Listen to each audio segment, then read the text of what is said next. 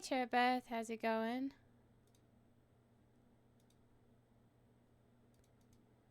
Glad to see you here.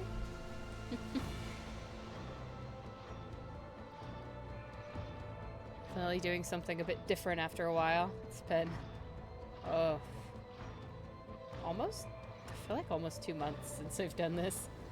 So we're gonna see if I remember anything about where I am or what I'm doing.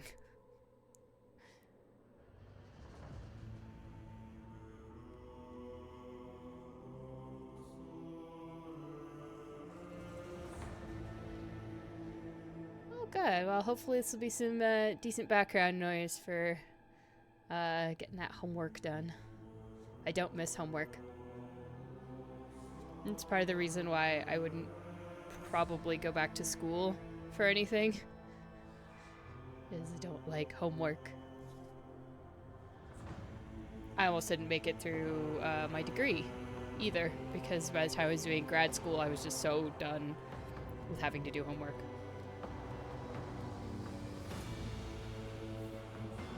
Weirdly enough, there was less of it when I got into grad school than undergrad, so that helped, I guess.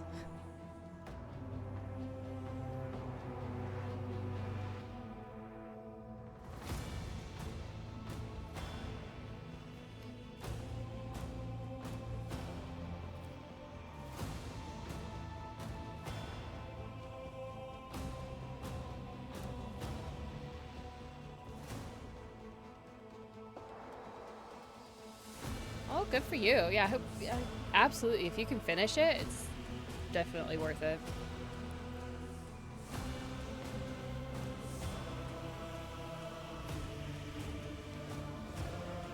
I have thought about going to get a degree in something different than what I did, but the prospect of having to do more homework on top of my regular job just, it sounded not fun.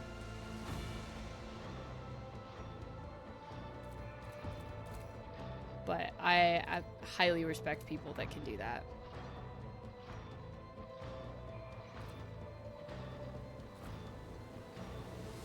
Frankly, there's so much to learn in the world that it's worth learning as much as you can.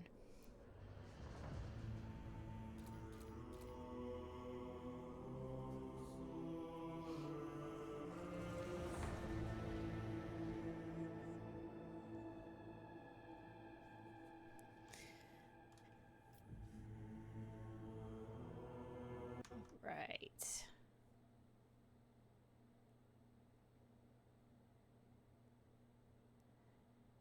Yeah, regular job and homework. Oh, I did that. I had to take some summer classes when I was also working during the summer a couple years, and oh, it was like a full-time job over the summer and then one class worth of homework. It's just like, I can't do this.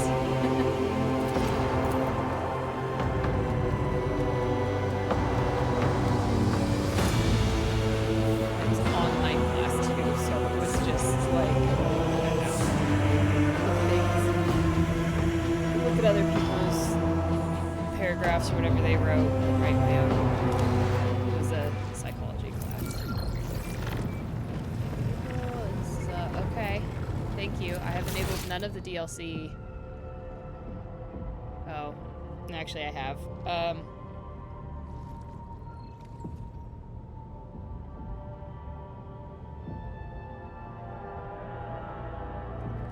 Ew.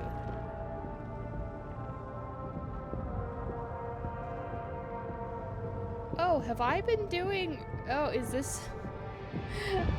I didn't even think about that.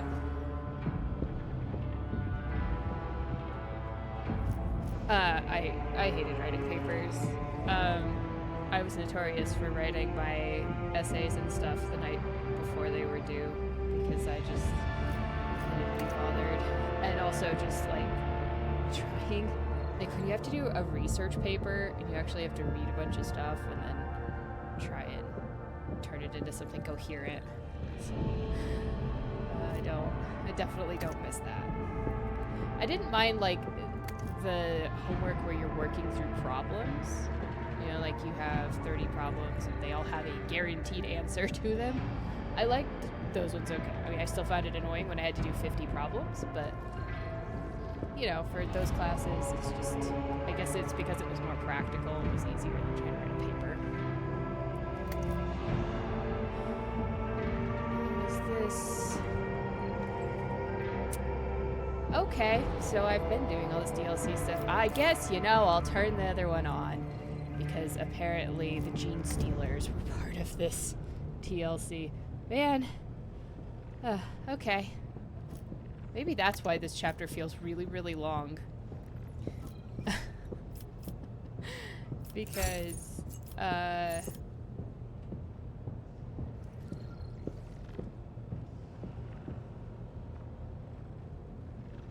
Imperial Tithe.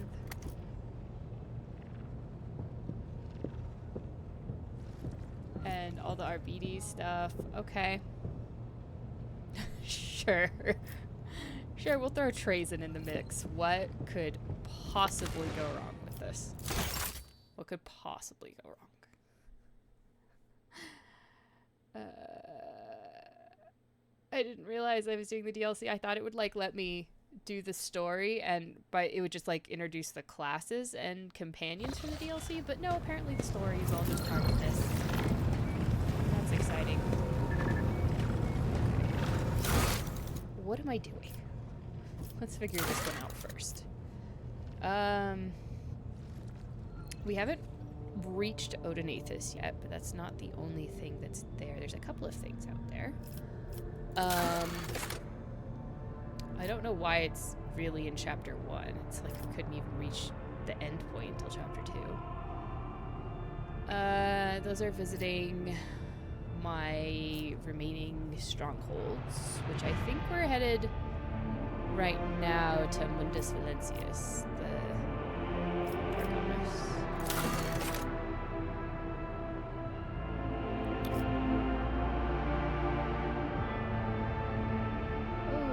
Okay, we have to... that's right, the last time we cleansed all the Gene Stealers out of our ship. And there is a station that we need to go, presumably, blow up. I would say do it with the ship, but I have a feeling we're going to have to get off the ship and then shoot things. Hey, Haley. How's it going?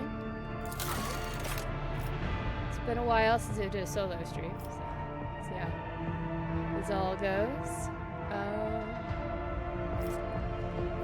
Yeah, that's from the... You know, it actually kind of makes sense now, I think. The symbols next to these were indicating they were DLC quests. That would make sense. I just willfully ignored that. Okay. Let's do both of those, and we're trying to find Ildari for our dearest, dearest Ildari sniper.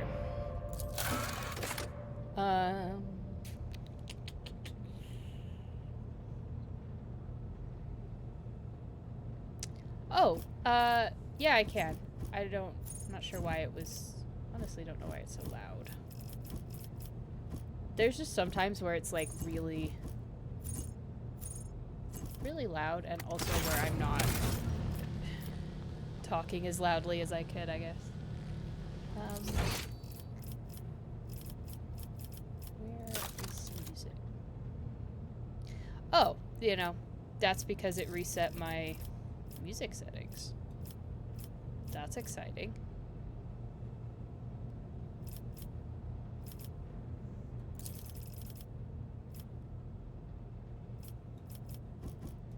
That's usually what I do. Okay, that's fun. I'm so glad that it reset my sound with the last update. Perfect. Everything's perfect.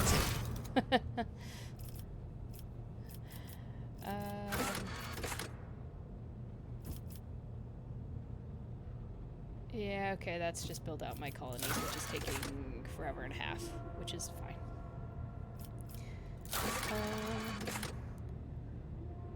Lots of rumors? Yeah, on extremely rare occasions, they've been observed stealing suns. Really, I witnessed that myself.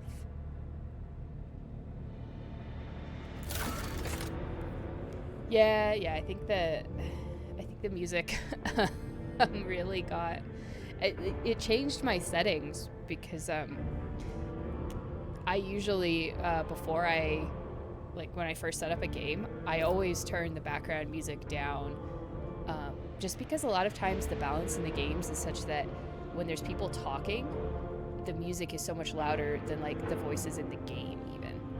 So I usually turn that way down. Must have reset. Thank you for pointing that out, though. I absolutely would like to get that fixed.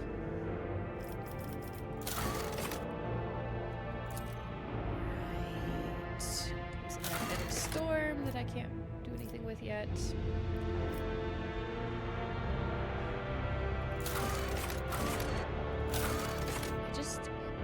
I don't know. I kind of also feel like most of these are I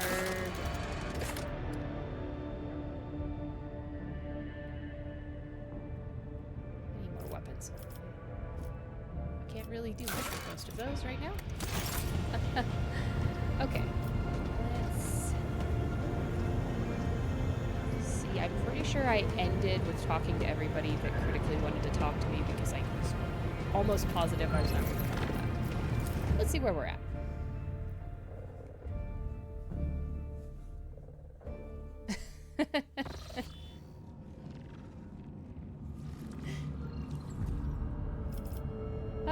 You know, I'm not always, you know, I don't scream like Minx does sometimes, but I think I could get loud.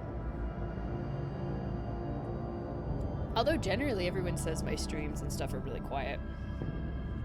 Which is, I guess, because I don't like to keep a lot of stuff turned up high. Alright, we're in the Forgotten Twins.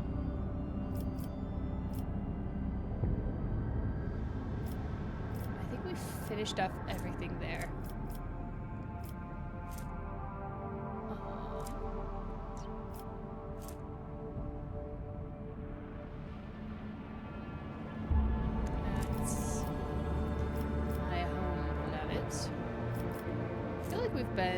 We've been to the Nameless Star, been to Langren's Vault, not been up here, which gives us to where the pirates are, which is fun.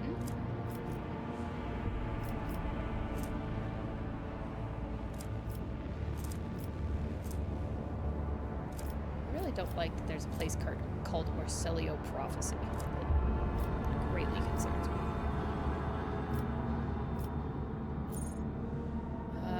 The magnetic storm that we can't do anything with. This is the Kesbach. Oh, is that what those are? Are those rumors? There's just to the Imperium. It's just very difficult to get to.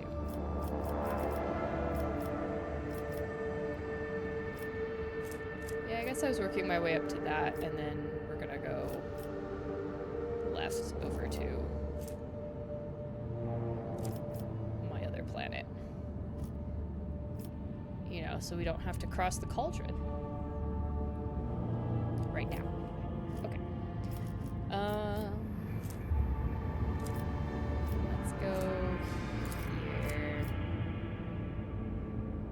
That's fine. Your ladyship, I beg your pardon, but this cannot wait. Drivesmaster Zira Taller entreats you to visit the Sector Bionica at your earliest convenience.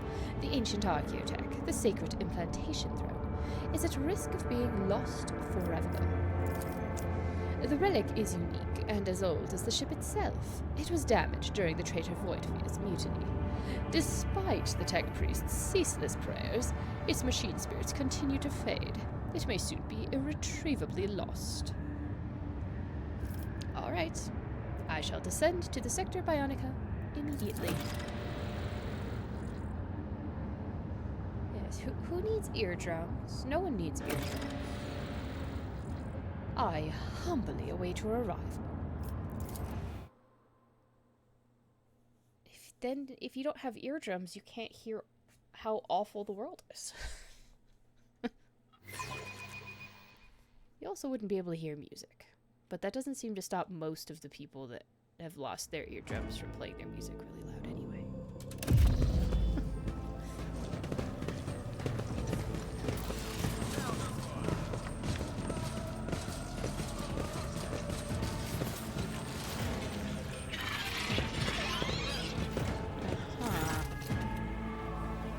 The implantation throne is majestic in its antiquity. The metal bench, surrounded by countless injectors, manipulators, and vidscreens, leaves no doubt as to its purpose. The very nature of this machine is designed to transform living bodies by fusing them with blessed iron. Even to the naked eye, it is clear that the machine is alien, grievously so. The manipulator's segmented tubes hang limply, bleeding ungent. While the dusty lumens are only dimly illuminated. As the tech priests try to revive the relic, each swing of their censer is like a pendulum ticking down the moments into the throne's untimely demise.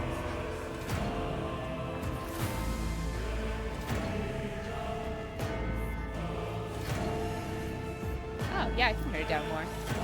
Yeah, it's got like, it's when they hit like the high hammer noises.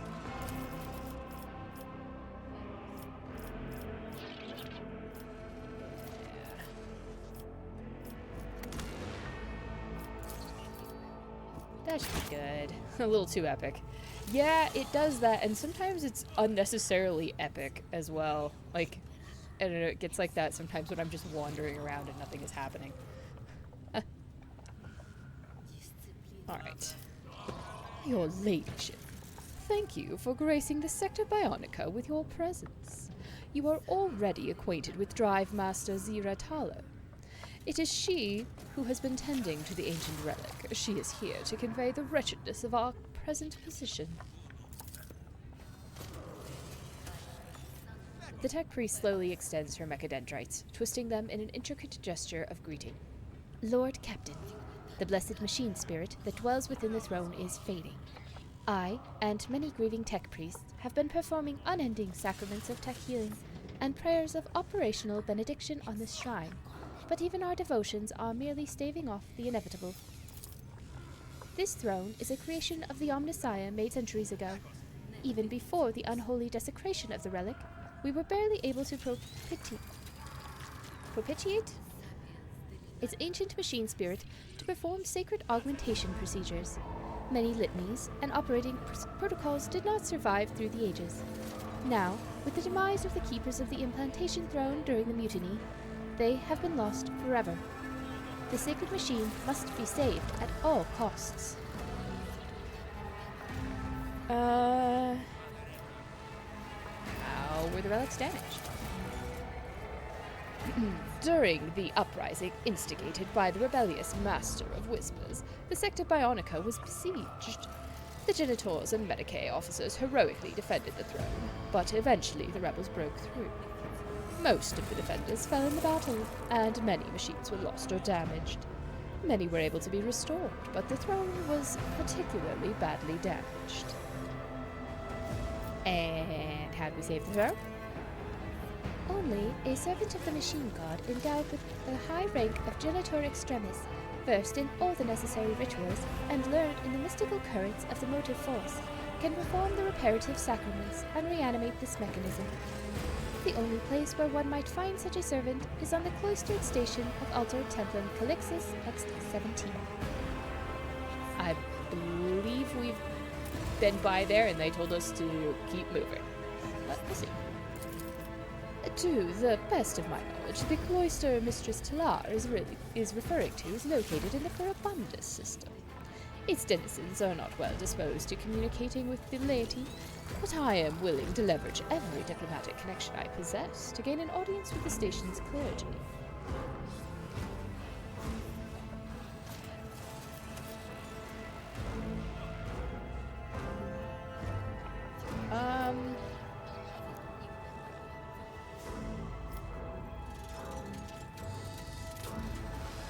In that case, time is of the essence. The Drives Master's Vox Grill emits a binaric aria of thanks. I thank you for your favor, your ladyship. Before you depart the Sector Bionica, I would also like to present you to the Genitor Majoris Fenris and Vivisector Jas Martinax. They are currently performing an urgent procedure and therefore were unable to attend the inspection in person, but I am certain they would receive the Rogue Trader's visit as a great honor. If you will follow me. Sure. I feel like this quest... Excellent. I feel like this quest may or may not be leading me to...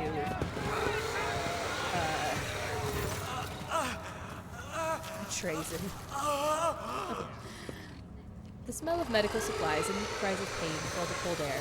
Two figures stand over an operating table. The patient lying upon it is bound in place, and his head is soaked in blood. A woman in uniform is desperately trying to force her way to the table. Serenada Schwartz. Please, help my son. In the name of the Golden Throne, I know you can. Notic has endured so much. The lined face of the middle deck veteran is contorted with grief. Every word she speaks comes out in a long moan. Ooh, he's got a picture. Hello. Also, you do know what your name means to cut somebody living, right? Just as long as we're clear on that. Those sections, people usually survive those. Anyway. Your ladyship. The Medicaid officer, dressed in protective attire, briefly looks away from the table to welcome you with a solemn address. Vivisector Jas Martinax at your service. The Rogue Trader's visit is a momentous event for the Sector Bionica. Will you grant us the honor of observing the operation? Oh, you do too. Yeah, that's what I expect most tech priests to look like. Yep. Anyway, the hunched tech priest on the opposite side of the table erupts in a furious binaric trill as he struggles to immobilize the thrashing and moaning patient. After a time, he likewise turns his metal-plated face to you.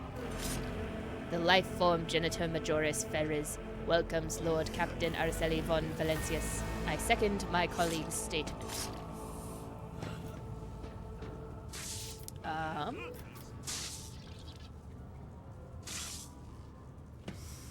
Let me examine the patient. The man chained to the bed is missing the top part of his skull. The moist pink contents glisten in lumen light. The patient is conscious. His eyes are open and his parched lips are constantly moving as he mumbles. The man's terrified gaze meets yours, and he falls silent. How curious. It seems the Rogue Trader's presence is indeed influencing the patient's state of mind. Martinax looks back at you with interest. Whether it is a manifestation of devout faith in his anointed or a bizarre form of delusion, it can only be to our benefit. Whatever you are doing, your ladyship, please continue.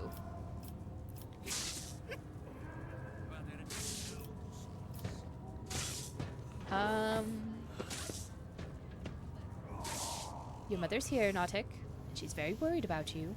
Hold on for her. The patient's clouded gaze is locked on the woman's face, the corner of his parted lips stretching into the faint semblance of a smile. His mother stares back, almost without blinking.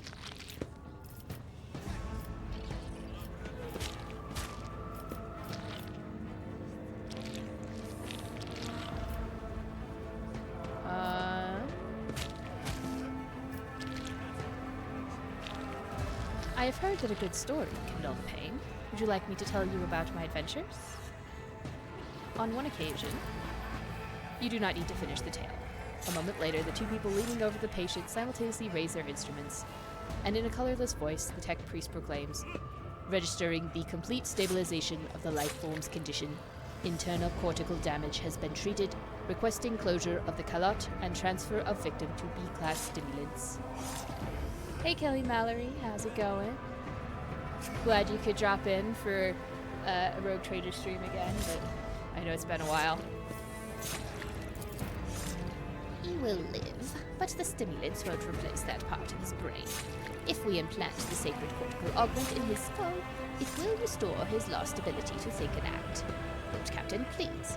Your subject has the genuine need for this augmentation. This constitutes a violation of the sacred directives. The value of an individual life form is incomparably less than the value of the sacred technology required. Augmetics of the specific class are rare and are restricted to senior officers, thus dictate the regulations of the Sector Bionica.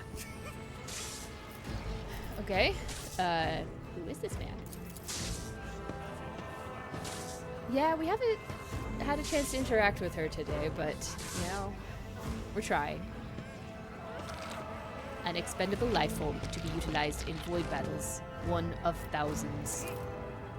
A soldier from a Voidsman combat unit and a devoted servant of the Empire. Lord Captain, this young man has been fighting for his life, even through horrendous pain. If you allow the augmentation to be installed, his perseverance will become an example for others to emulate. My only son, he's serving in a void unit. I was the one who told him to go there. My poor Nordic, rasps the woman from behind the Medicae officers. How was he injured? In the last void battle, Lord Captain, where he barely survived his injuries. Isn't the last void battle the one that I got without being hit? Anyway. Well, my shields were down anyway.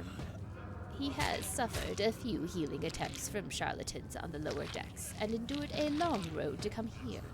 However, no weapon can destroy the devotion and fortitude of a true servant of the God Emperor. What are your respective proposals? I understand that my opinion may strike you as strange, for the mere fact that this poor soul has found his way to the Sector Bionica might itself be regarded as a blessing. Yet hear me out. The installation of a cortical augmentation will restore the patient to health, serving as an example for the rest of us through his heroism. This will inspire the people and strengthen their faith in the Lord Captain, and let them know that the Rogue Trader's mercy will not abandon them in their hour of need. The life form on the operating table is easily replaceable and does not possess any substantial functional value. Therefore, installation of the implant would be devoid of sense. Proposing replacement of lost function by means of Class B powder stimulants. The life form will have limited viability and will be gifted an optimal termination period with partial functionality. Okay, I've made a decision.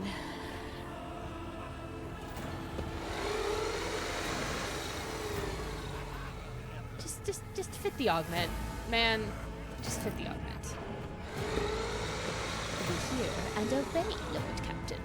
Martinax offers you a graceful bow. I will see to the implantation at once, and the esteemed servant of the Omnisire will assist me in this procedure. The Genitor Majoris' response in Bineheric carries a distinct tone of displeasure. Ignoring his colleague's reaction, the vivisector begins inserting thin augmentation spikes into the patient's brain with uncanny precision. Before long, the iron plate of the cortical implant replaces the damaged bone with a resounding crunch. I mean, I've been doing Iconoclast, I gotta take care of my peoples, right? In the silence, you hear the soft sobs of a woman. Nautic's mother is weeping helplessly, furiously wiping her eyes with her hand, but now a smile of relief lights up her face. Thank you. Thank you, your ladyship. I will remember your intercession for the rest of my life, and pray for your good fortune. Okay. Now, maybe we can transfer him somewhere he's not going to necessarily get blown up the next time we get into space combat and make this entirely realistic. Yeah?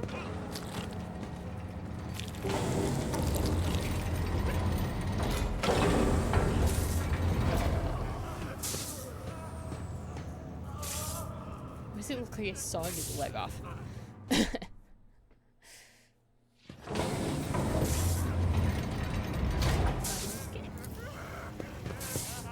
Conveyors designed to transport dead bodies to the disposal unit. The mill surface is covered in repulsive-looking stains. Good to know, good to know. collect my goods. I just see Chukari needle things in my healthcare goods.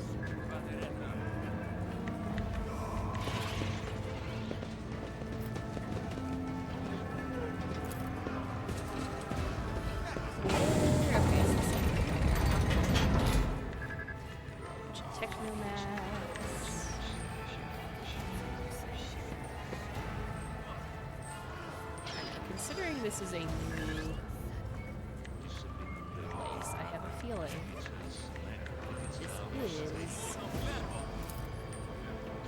related to the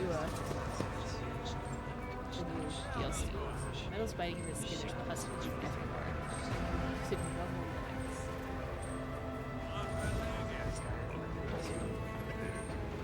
Somebody is upset about their augmentation. The screens of the ancient mechanisms are as empty and dark as a dead man's eye sockets.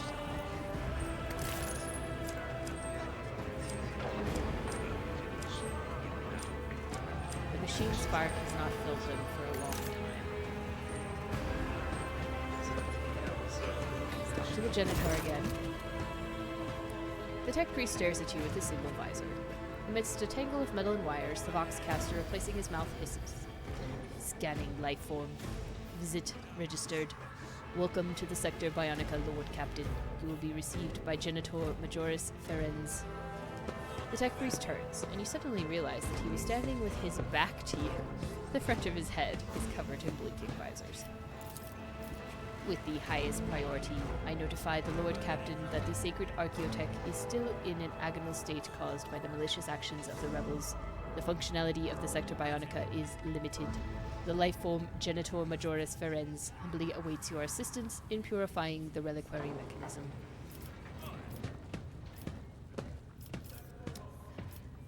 Okay, we'll see to that. Alright.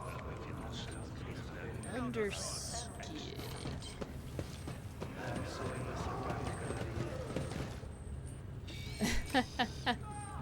Let us not dawdle. Also another dead machine. Lovely. This is the Operation successful. Remote revitalizer. When a medkit is used to restore an ally's wounds,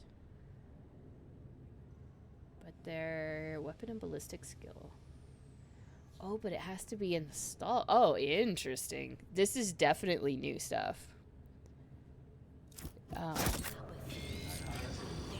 for augmentation. You've obtained an augment. Let's use the implantation. Go figure.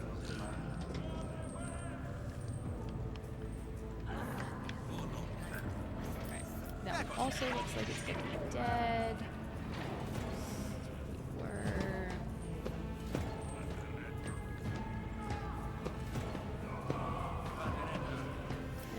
Alright. Let's just get on out of here. The game sound is still really loud compared to me? Really? It doesn't look like that from my end, although I've definitely turned the music down a lot. Like, I almost don't hear the music necessarily anymore. And on my mixer, it doesn't look like it's very loud, but... Oh, their voices are really loud?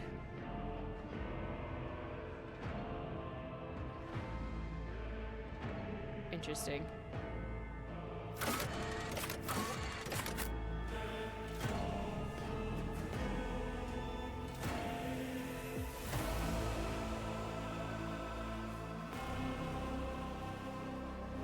Who was it? Were any of them talking besides me? I really wasn't hearing that. Anyway.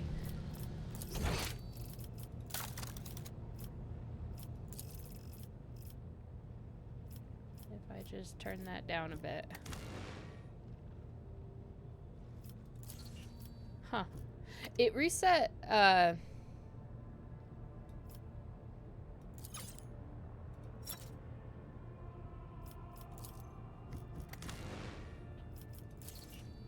it reset my audio options with this new update. So that could be why things are a bit unbalanced.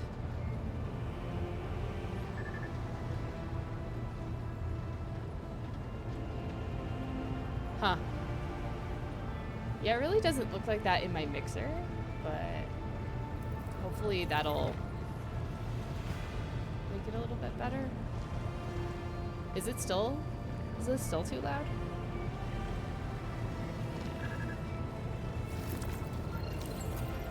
Huh.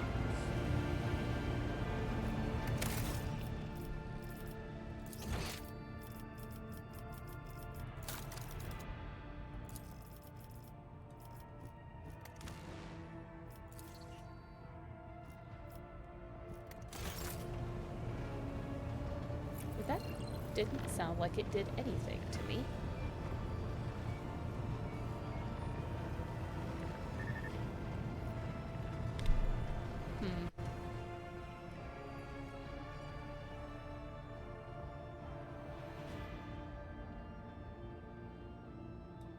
Is that better?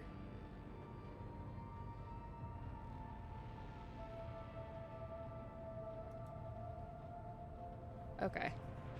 I don't even see it showing up on my mixer anymore. That's really odd.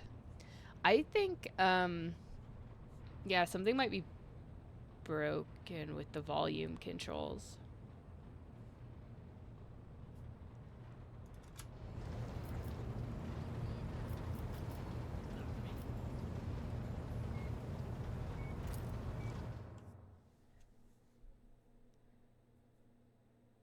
Because it doesn't look like it's that loud on me. We'll see. It might be how,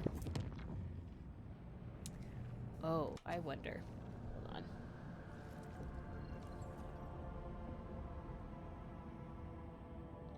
I see what the problem is. I see what the problem is.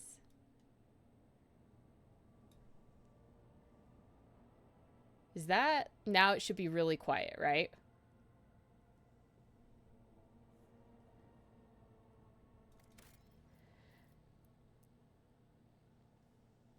There was a second audio source. Was the problem.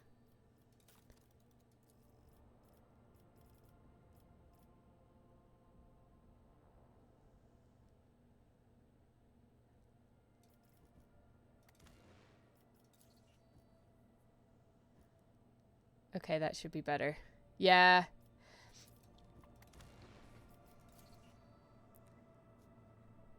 Yeah, that's so what happened is there was a second source in OBS that was at the bottom of my mixer and I didn't see it and it unmuted itself nicely. Which then took out the music and the audio and everything else because now it's going through my properly tuned one.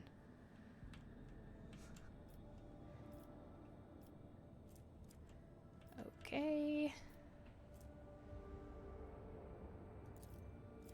Yeah. I was trying to figure that out because it was like from where I thought it was supposed to be coming from, it was like really quiet.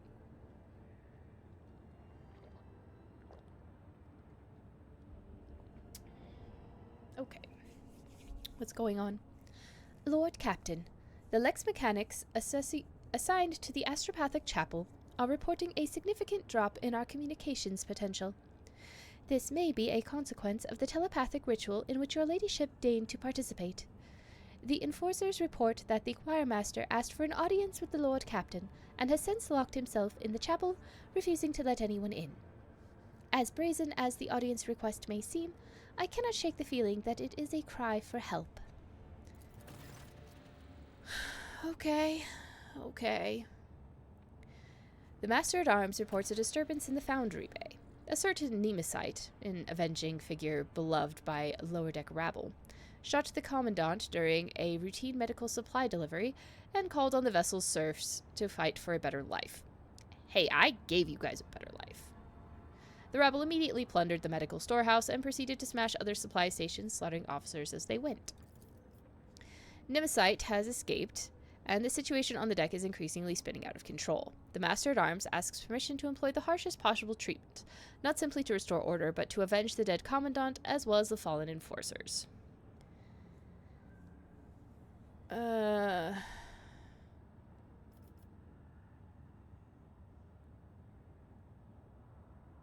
Details of the commandant's murder, please? Nemesis' reason for the attack had to do with the widow of a respected foreman.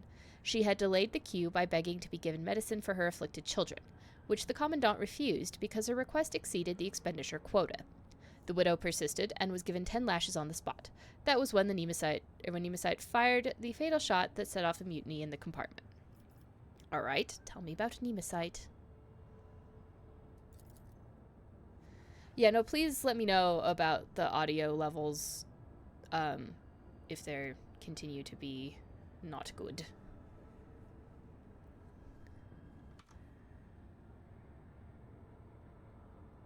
I didn't see it because every time I was tapping out of the game before, the audio would die, but I fixed that now, so. Okay. The Master-at-Arms reports that this is the 4th Nemesis to operate on the lower decks over the past few years. The previous 3 were captured by enforcers and each openly identified themselves as Nemesis. The public executions evidently have no effect. People continue to rally around their hero as soon as one emerges and always believe in the invulnerability of their champion. The Seneschal points out that all Nemesis act in the same fashion. Whenever the rabble is feeling oppressed, they step forward, serving as the spark that ignites the fires of sedition. They target the officers most hated by the workers for their strictness and adherence to order, with every murder bringing cheers from the commoners. The Voxmaster shares the rumors about Nemesis that abound on the lower decks. Some say he arises from the blood of oppressed laborers, some that he is the vessel's spirit of justice. Others still believe he is an immortal hero. Such veneration makes it very difficult to capture the Riffraff's champion. In light of the discovery of a gene-stealer cult cell on the ship, Heinrichs van Calix recommends paying special attention to the Nemesis story. The interrogator suspects that an escaped mutant is behind the incitement to revolt. It is too similar to one of the tactics employed by these enemies of humanity.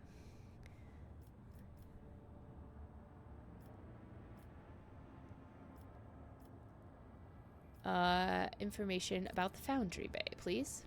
It is a place of unbearable heat and poisoned air, where scrap metal is melted down into plates that are later used to repair and refit the hull. There are no critical facilities here, and the bay is fairly easy to isolate. This opens up opportunities for quelling unrest with no casualties among the enforcers. Ruthlessly crush the unrest by shutting down life support systems. Interesting.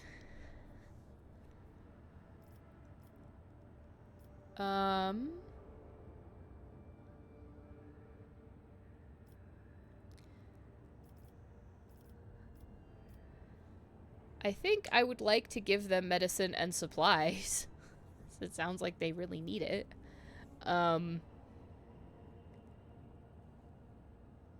And then maybe I can investigate this.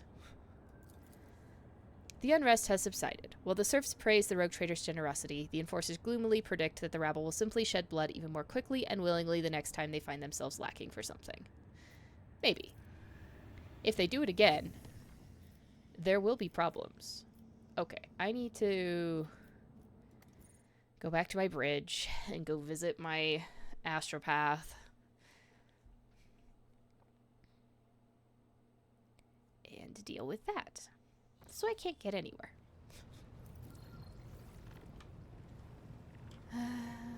Okay.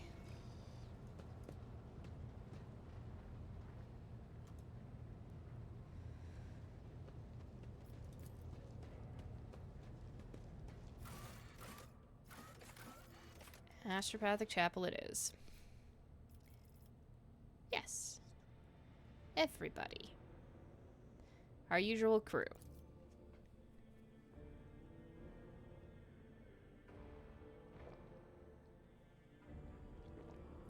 Let's see where we get to.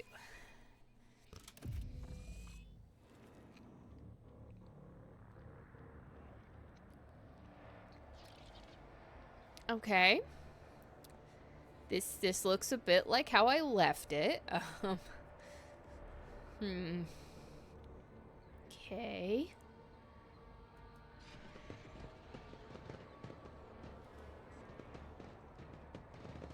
Are we having trouble? What happened to the other guy? The psyker that I picked up for you. An unpleasant heaviness grows in your head, as if a vice were slowly tightening its grip on your mind. The choirmaster is kneeling, his burnt-out eyes peering into the void. He raises his head, and you see a weary old man, weak and frightened. He whispers, "She is here. Adeline has returned. She is asking me for help. But you scare her. She's hiding from you. You will not harm her, will you?"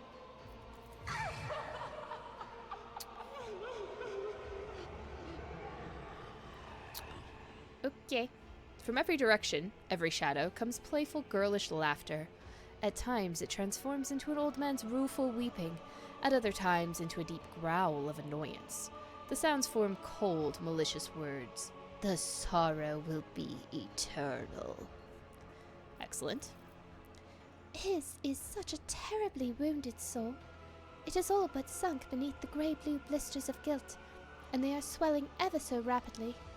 The last silvery speck of hope could fade at any moment.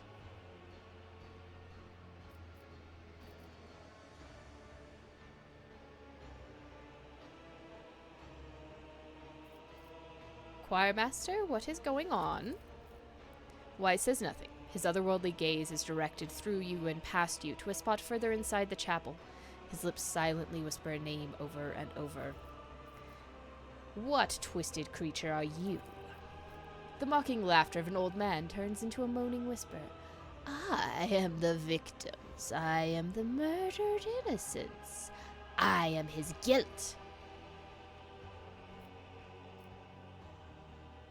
How do I find Adeline? Adeline? She is there, in the shadows. A tortured sigh escapes his feeble body. Many shadows lie. The true ghosts are hiding among the false ones. But I hear Thaddeus's earnest prayer and old Stavros's words of disappointment. He always doubted my talents as a mentor. I hear poor Antonius's scream, the scream he let out when he unwillingly gave up the last of his vitality. Annis's pleas, I condemned her to an existence as a half-machine. I almost said Savitia's touch. She tried to save me, but she fell instead. So many voices, all condemning me for what I did. Find them. Separate the true voices from the false echoes. Okay, I will find your Adeline and bring her out into the light. The shadows croak hoarsely in an old man's voice. Why do you seek his redemption? He was always a terrible leader and a talentless mentor. He doomed everyone. The indignant tremble grows into a war of righteous condemnation. He was arrogant. Having no notion of his own wretchedness, he did not put his faith in the Emperor, but instead believed himself to be invincible. The voice grows weaker. It is now a young man's, soft and full of anguish. And he paid for his mistake with our lives. It was cruel and painful. The voice grows heavy with a metallic clang. We begged him to reconsider, but he took our minds away as punishment.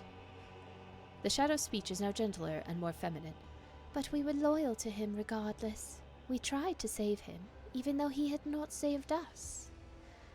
The voice becomes cold, resonating with sorrow from beyond this world. He is guilty. Okay.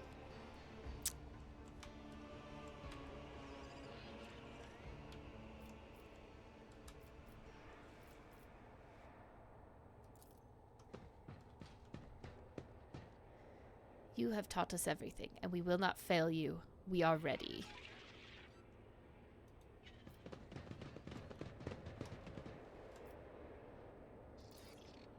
Do not give in to emotions. Go, give me some time alone with me. What is inside him is not for your eyes to see. So I take damage, but it's...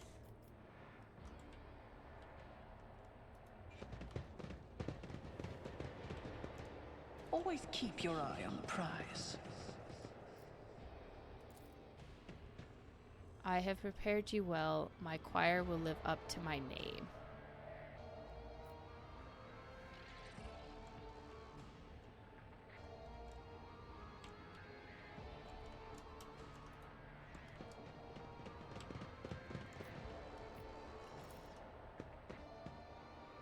You are a failure of a teacher. You have taught them nothing.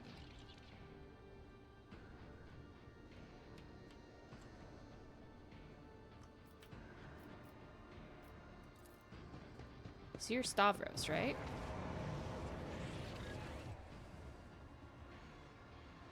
Or Thaddeus?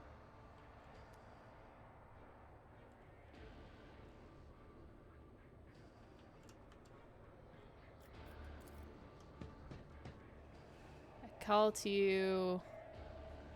Oh,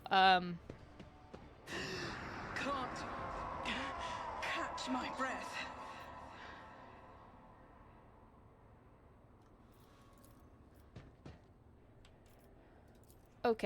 okay. I think I get what it wants me to do. So we summon the different Thaddeus's.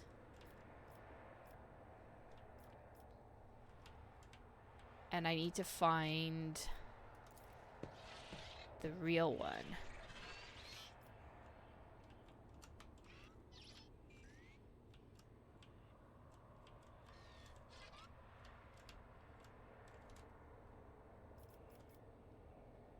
Of the two that I have access to? Is this it then? Just need to tough it out. No, there must be another one. I think I get what it wants me to do. I'm gonna keep taking damage, unfortunately, until I figure this out. So it wasn't that Thaddeus. There must be another Thaddeus that I can interact with.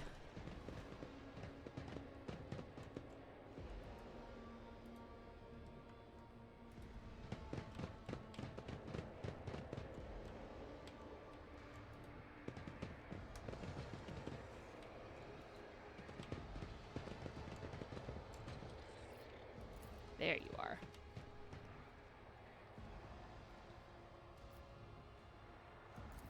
You seem right. Yeah.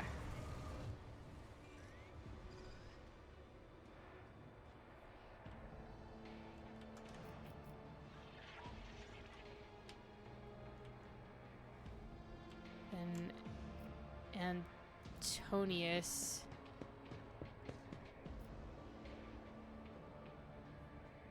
No, there was that. He was the one that screamed, right?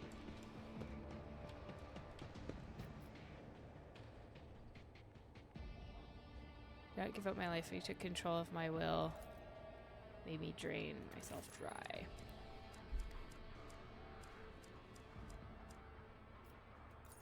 Dialogue, please.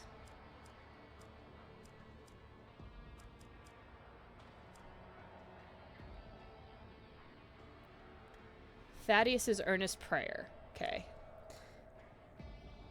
He let out when he unwillingly gave up the last of his vitality. So it might be him.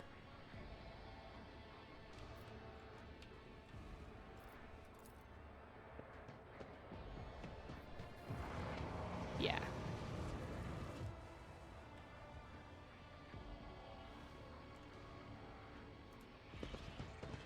Okay. Annis is pleased, and she's gonna be half machine.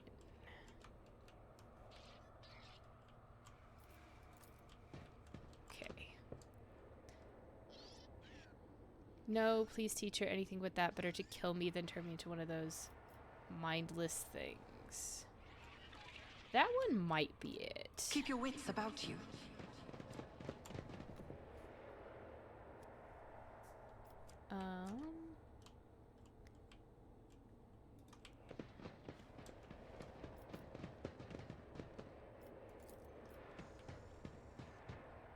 I didn't think you would do that with your own hands. No, that's not it for sure.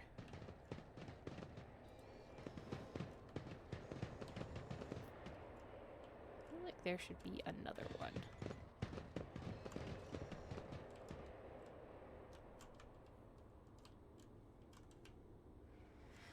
Maybe not, but I bet it's this one. Okay, now Savisha. She tried to save him. I find you guilty. Nope. Let us kill him for the glory of the dark gods. Nope. Master, please, I'm here by your side. That one.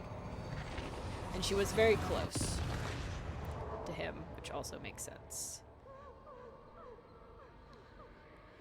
Okay. Hi, Adeline. The ghost stares at Wise mournfully. The muffled sob coming from the apparition almost seems to take physical form as it drifts towards the choir master and envelops him. So we started with Stavros because we found him in the set of things, and that prompted then Thaddeus. Cool, I got it.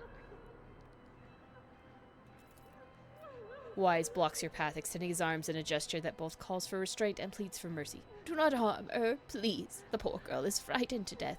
Let me talk to her. I cannot fail her again.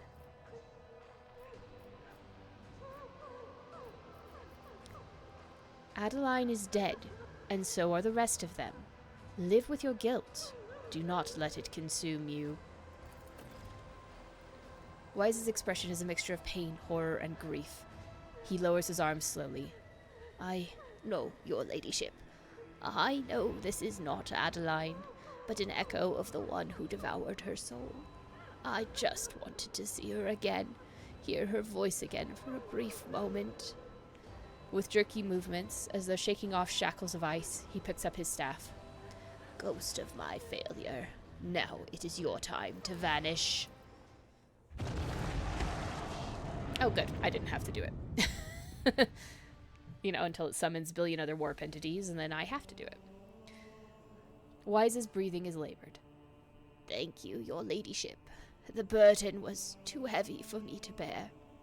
On the verge of fainting, he musters the last of his strength to sit down on the steps.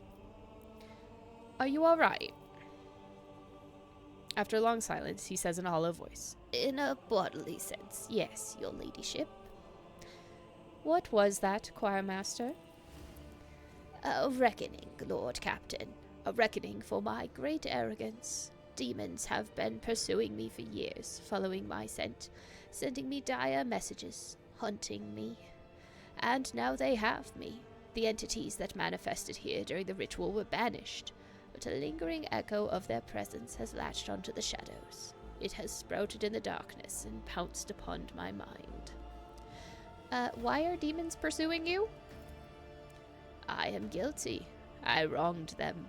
I had been promised a great future at the Scholastica Sicana, for my talents were exceptional. But fate would not have it, and instead of serving unholy terror, I ended up here in the Expanse, where barely a gleam of the Astronomicon reaches. My pride took a heavy blow, but my spirit was not cowed. I set about to assemble a choir unlike any yet seen here. A mighty, resonant, astounding choir.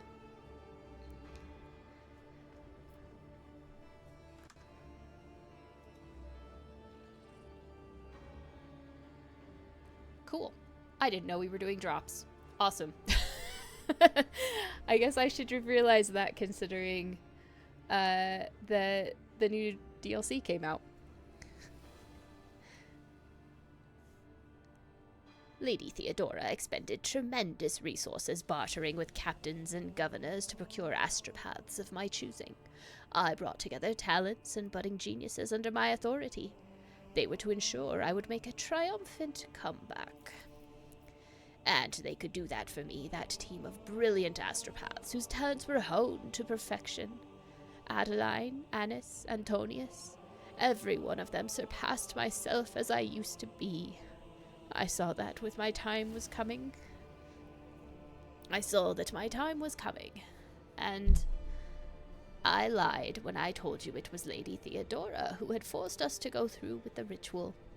The idea had been mine, when in her paranoia her ladyship set out to find spies aboard the ship. I made her an offer, a ritual that would give her the names in exchange for my fledgling's freedom and my own. It was a good deal. She was willing to trade 7 astropaths for the names of traitors, and I doomed them all. My pride killed them.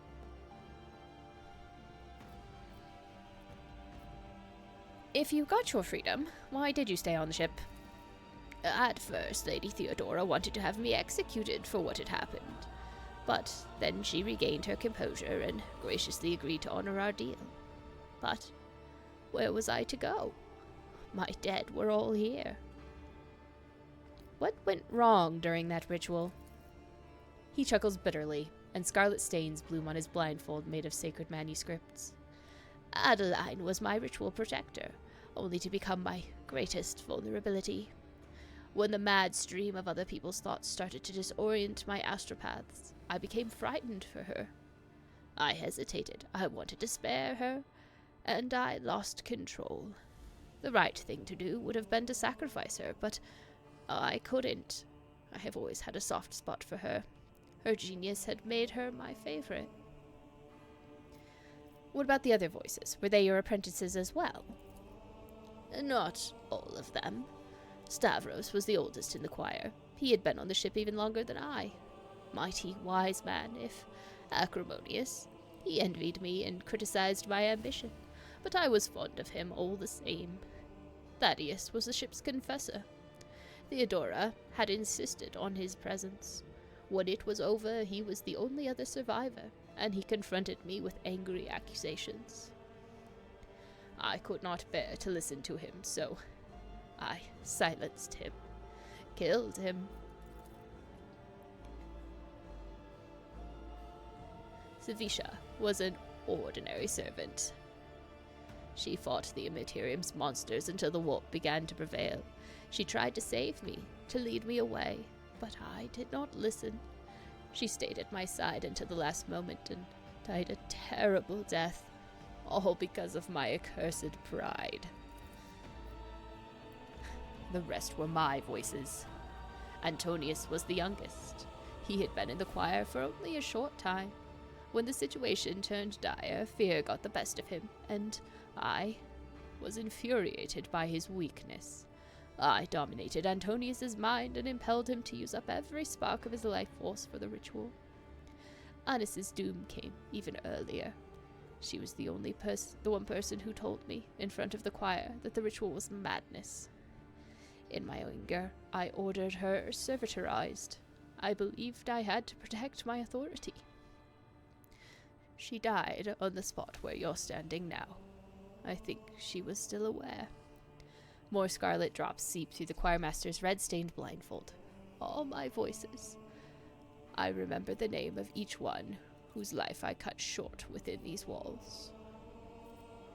Now I know the truth. That is for the best. I can no longer carry this burden alone. With Lady Theodora dead, the thought of my crime being forgotten, erased from history, is unbearable. I want to be judged and condemned.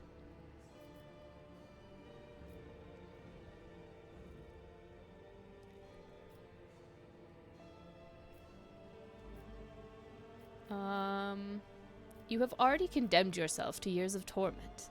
I cannot give you a new punishment. Only forgiveness, and you must forgive yourself. The choirmaster raises his grief-stricken face. The droplets of blood trickling from under the bandage land on the deck with a ringing sound. Your words are medicine for my soul, your ladyship. After a moment's hesitation, the old man holds out his staff to you. Please, take it. This mighty instrument is the last reminder of Adeline and the others, of my guilt. It was with this that I performed the last ritual. I have no right to carry it any longer, and I would like it to be yours. A reminder of the painful lesson my pride has taught me.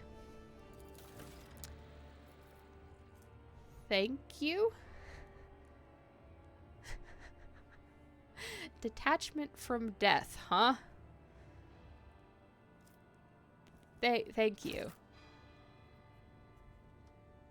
Is that of use to either of my two psychers?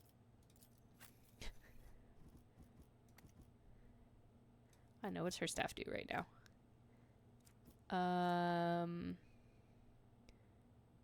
Oh, that allows me to do double attacks.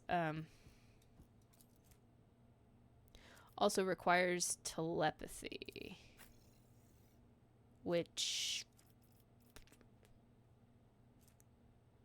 yeah, useless to me. I don't have anyone who's a telepath. I think Yadira is not as well. So, yeah, maybe we'll find a telepath, but as of right now. All right, everybody. Rise to the top, or get left in the dust. Hopefully next time we come back here,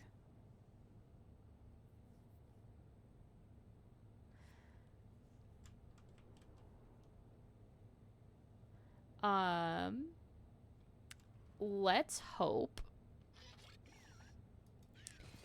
it's not covered in warp juices. Again. Back to my bridge. Yeah, there's probably a telepath that I have not encountered yet, I would guess. But I just haven't found them. I feel like I heard the rumor of the Space Wolf, like, way early on in the game. I still have yet to see him. One day. One day I will have a Berserker tank. But not today.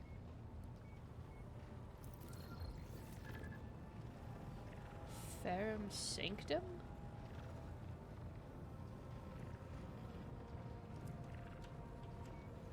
Abelard? What's wrong with you? What's the thing I have too?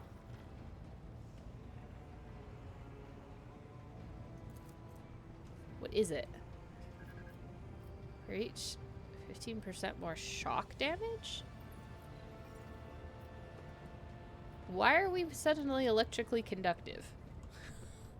And why isn't it gone away? Weird. Anyway. Space Wolf drove you crazy. I could see that. I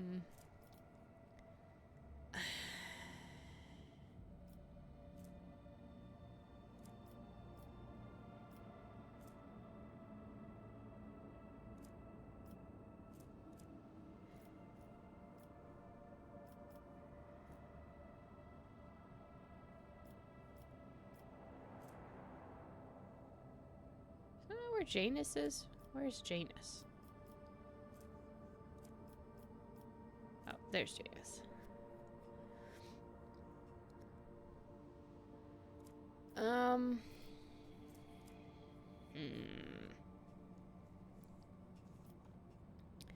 Like, I'm already up here, so part of me wants to go there instead of going to Ferabundus.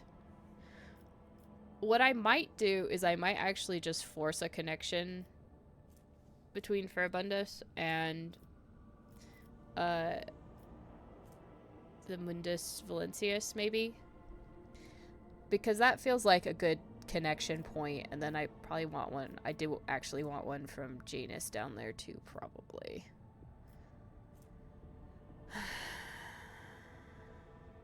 There are reasons to do that, but I want to get more worlds before I go back to Ferabundus, I think.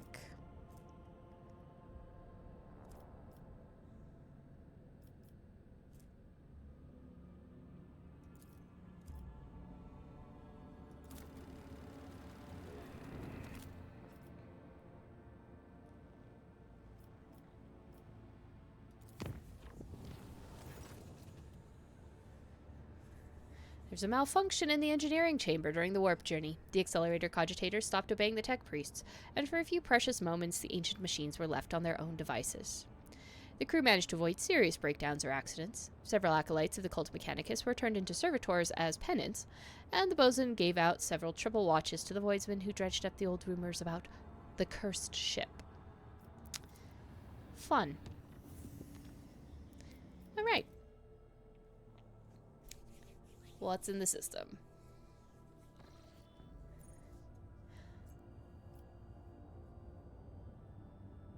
Do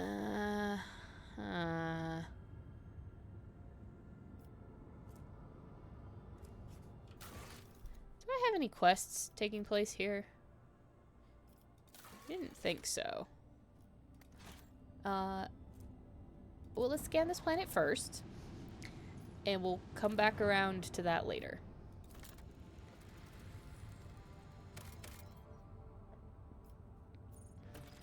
Prisoners of Ice, huh? A strange and frightening discovery was made at one of the sites on this frozen world. Countless human bodies suspended in the clear ice of a glacier. The bodies showed no signs of injury. It was as if they dived into the liquid water the moment before it turned to solid ice, freezing them in place with their eyes wide open and their hair fanning out behind them. Creepy. Searches uncovered nothing that could explain this mystery.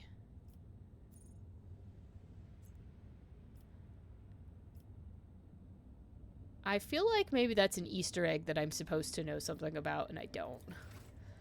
Oh,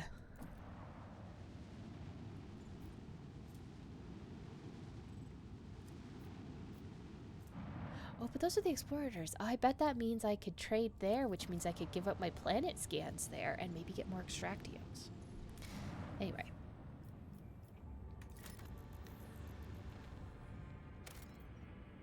I genuinely don't think I need more plasteel. Of all the things that I have a bunch of, it's plasteel. I think I'm in dire need of weapons and just other things.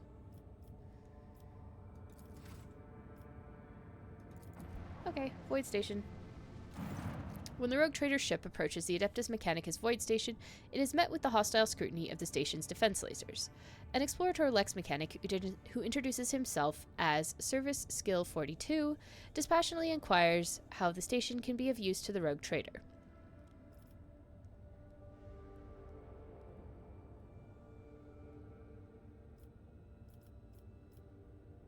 Transuranium elements? The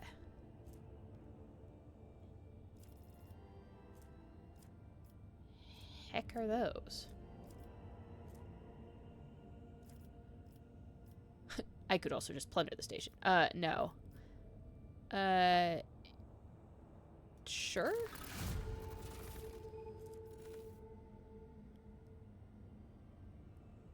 Oh, fuel. Okay, yeah, you can have some fuel. The station thanks the rogue trader for her cooperation and presents her several containers of unused reserves as a token of gratitude. Okay, trade of resources. Upon consulting data from the station's main cogitator, Lex Mechanic Service Unit 42 confirms the station requires rare transuranium elements or natural gas for research of undisclosed nature. For its part, the station cannot offer the rogue trader anything in exchange at the moment. We'll certainly repay her. Okay. I'm good. Let's not piss them off. Okay. Are you stealing the stun here too? Are you Drukhari ships? Is that what's going on? Hey, hi. Hello? Lord Captain, we have an Imperial Navy squadron preparing to engage a pirate mob. The forces of both flotillas are comparable. Do you wish to intervene?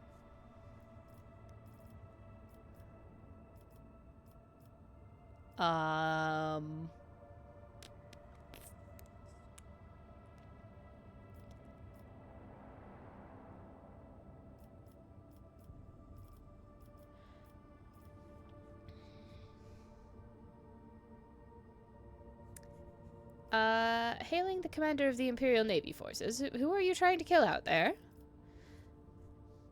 Greetings, rogue traitor. We have tracked down a gang of murderers led by the notorious criminal Lucretia van der Roysen. This woman is responsible for many atrocities, including the murder of her own father, the planetary government of the imperial world Silukar. She conspired with Void Rabble, helped them to commit massacre on her home planet, became their leader, and now she is running amok. I invite you to join me in bringing her to justice. Okay.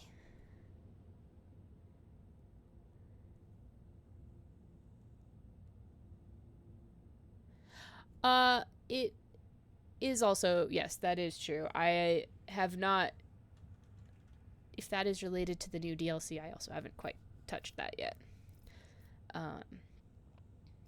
I did turn it on. Hailing the commander, gang boss, whoever's in charge of you void scoundrels.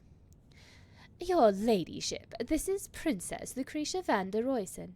I beg you, do not remain on the sidelines. That old ruffian, Admiral Sarhol, is willing to kill thousands of people just to get to me. He is not a force of justice. He is obsessed with his own personal desires. He has been stalking me for years. He got my father to agree to our wedding, and even now refuses to give up. Please protect me and the handful of freedom fighters like myself. We do not want to be ruled by tyrants like Sarhol.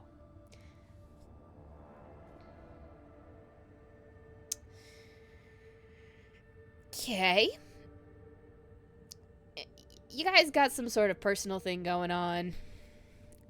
You know, I think I just want to stay out of it because I don't think either one of you is telling me the truth. Anyway, we're leaving. As your ladyship commands. I'm sure there was plunder if they'd have won or whatever, but you know. I'm not feeling it.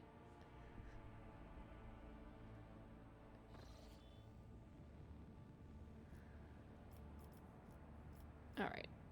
Chart me some new routes, please.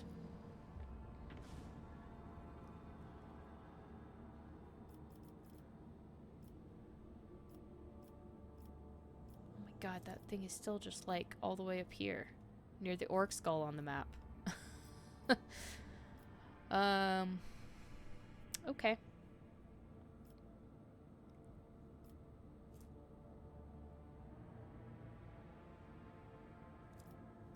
This is where the Arbites wanted us to go, so I guess there's like a pirate hanging out here. Sure. Lord Captain, an urgent report from the vessel's shrine. A group of unknown assailants has invaded his temple and plundered the incorruptible relics of your ancestors, slaughtering devout worshippers as they went. The high factotum is among the casualties. Had Master Montag and Mistress Sauerbach not arrived in time. Fortunately, Master Danrock survived and remains conscious, albeit in great pain. He implores your ladyship to come to the temple and hear his confession.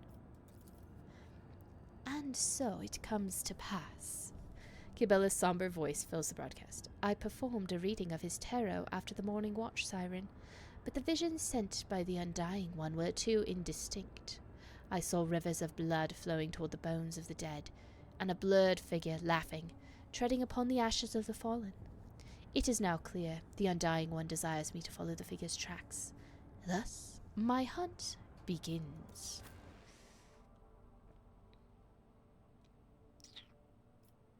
Okay.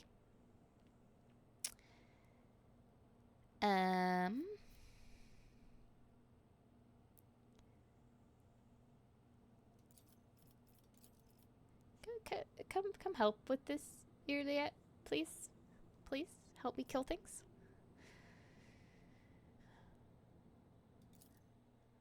This is related to the first DLC, apparently. So it's probably Gene Stealers.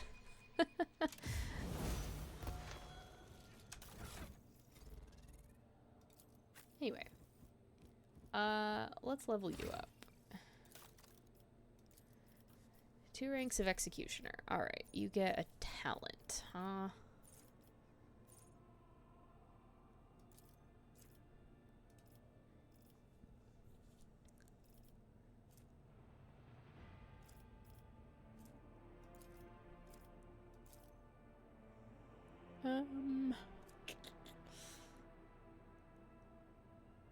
let's boost her agility. And athletics.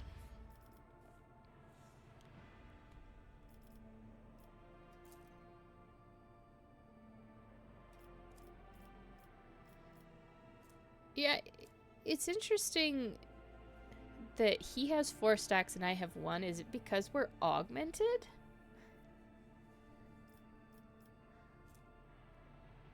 Duration permanent.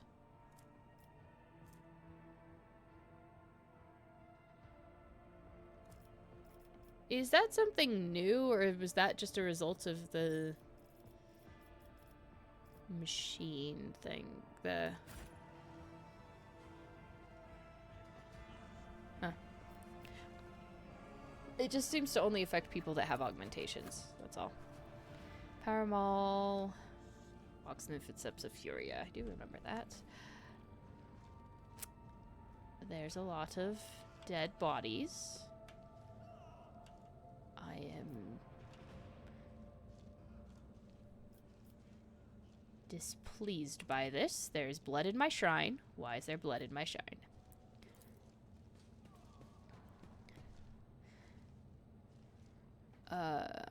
Soulless 6 now lost. Okay, I wanted to actually do this. The Master at Arms is barking orders. Confessor Adalbert is murmuring a prayer, and the Infernus Master is circling the chapel with a keen eye, as if watching for a threat. Kibala quickly sweeps her gaze over the destruction before focusing on the bloody footprints that stretch from the ruins of the reliquary. The High Factotum's velvet coat is streaked with blood, and Janris himself is deathly pale. A Medicae officer is working on the black gunshot wound in his chest, and Janris grunts faintly with every touch. He focuses his eyes on you with tremendous effort. Forgive me for not greeting your ladyship with a bow. I must tell you, Nemesis has stolen the great relic. So he was a gene stealer, which I kind of thought he might have been.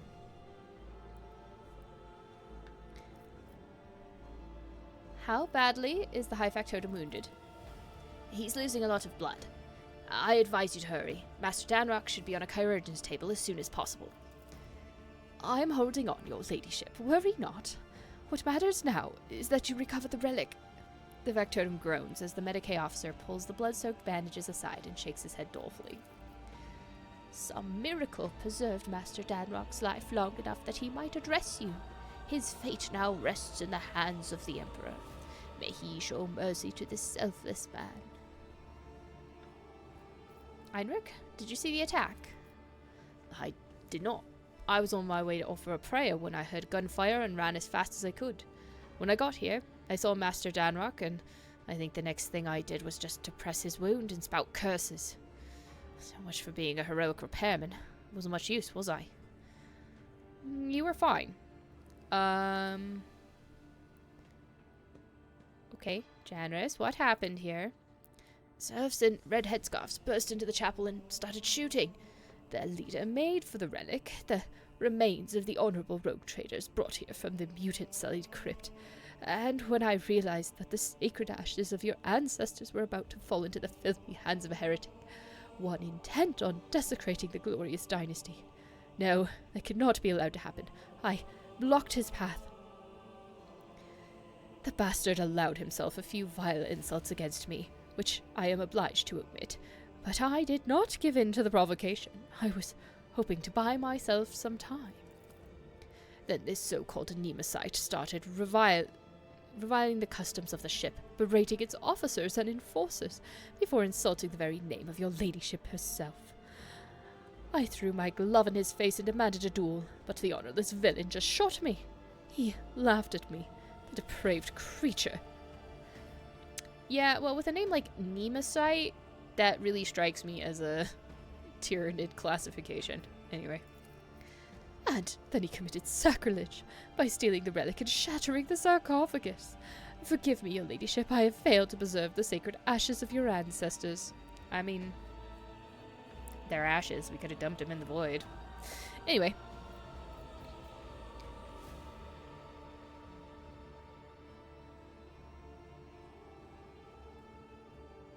Protect the empty altar. The reliquary has been brutally smashed, and the bed on which the sacred ashes of past rogue traders and their servants was rested is now empty. Okay. Hold on, Janris. I will not let you die here. I need somebody to handle my trades. Proud to serve the dynasty. The papers, your ladyship. Have the clerk double-check the freight bills. I did not have time to get the seals. My will is in the left-hand drawer. I will strangle this Nemesite with my own 2 hands. May the Emperor protect you. The factotum's eyes roll back, and his enormous frame gives a convulsive shudder. Apologies, your ladyship, but we are taking Master Danrock away. He's unable to tell you anything more at present, and every second of delay could cost him his life. Yes, get him out of here already. Come on. Shoo, scoot. Go. I need to murder a gene stealer. Einrich watches the limp body of the factotum get carried away and chews grimly on the low stick which has appeared between his teeth. So, what have we done so far? Master Danrock is on his deathbed. All the attackers are either dead or have absconded along with the sacred relic, and the witnesses all agree on the one thing. Nemesite and his accomplices came out of nowhere and struck suddenly. Only the throne knows where we can find these bastards now.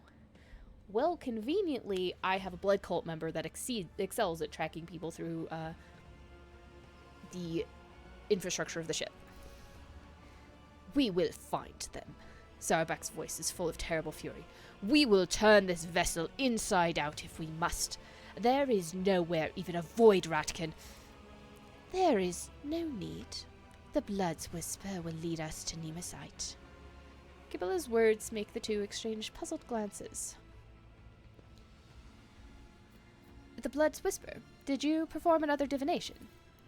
Yes and no. His tarot guided me here and told me of the evil that lurked in the shrine. But beyond that, the bloody path carelessly tread by the raiders will reveal the truth. With all due respect, Spinner, the enforcers have already questioned all the witnesses and compiled an extensive list of evidence, none of which tells us anything about how or where the troublemaker calling himself Nemesite might escape to. Yes, music, you can, chill a little bit. Just a little. Cabela, tell us everything you know. Cabela sharply turns to face the crimson splashes on the floor and walls of the shrine. Her pupils dilate, threatening to drown her irises in darkness. Her expression turns distant, her voice becoming low and strange. This blood is drawn in a pattern of retribution. The one who spilt it appeared later. They moved swiftly and furiously, numbed their own wounds. An enforcer who was drawn to the gunfire and witnessed the sacrilege? Probably. As for this pattern, Cabela points to a barely visible chain of scarlet droplets. It was made in fury and desperation. The one who left it was wounded, but they did not flee. They fought back while they could, and then they retreated into the darkness. Cabela's eyes close, and she falls silent. Then she exhales sharply and points a steel claw. Into the darkness of the maintenance tunnels hidden within the walls of the shrine.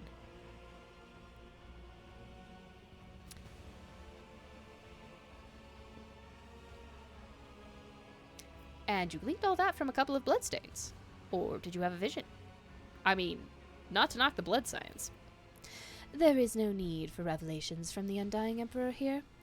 For one who has dedicated their life to understanding the tenets of the web, death speaks a language clearer than any words. Blood writes the chronicle of the final hour, and it holds all the answers. It speaks to me. It can tell me with what instrument it was spilt, what its owner felt, whether they struggled in terror or were as cold as the steel of a blade, at what moment and how the thread snapped. For a spinner, no two wounds are alike, and each scarlet drop carries a message from the Undying One. I'm glad she's on our side. Einrich scratches the back of his head, smiling wryly.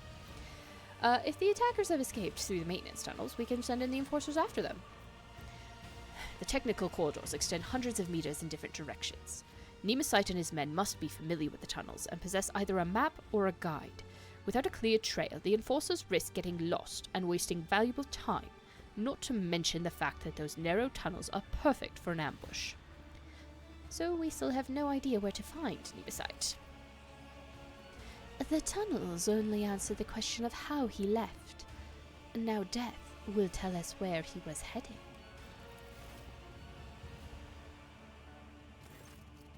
As if in a trance, Cabela leans over her body and peers into its eyes.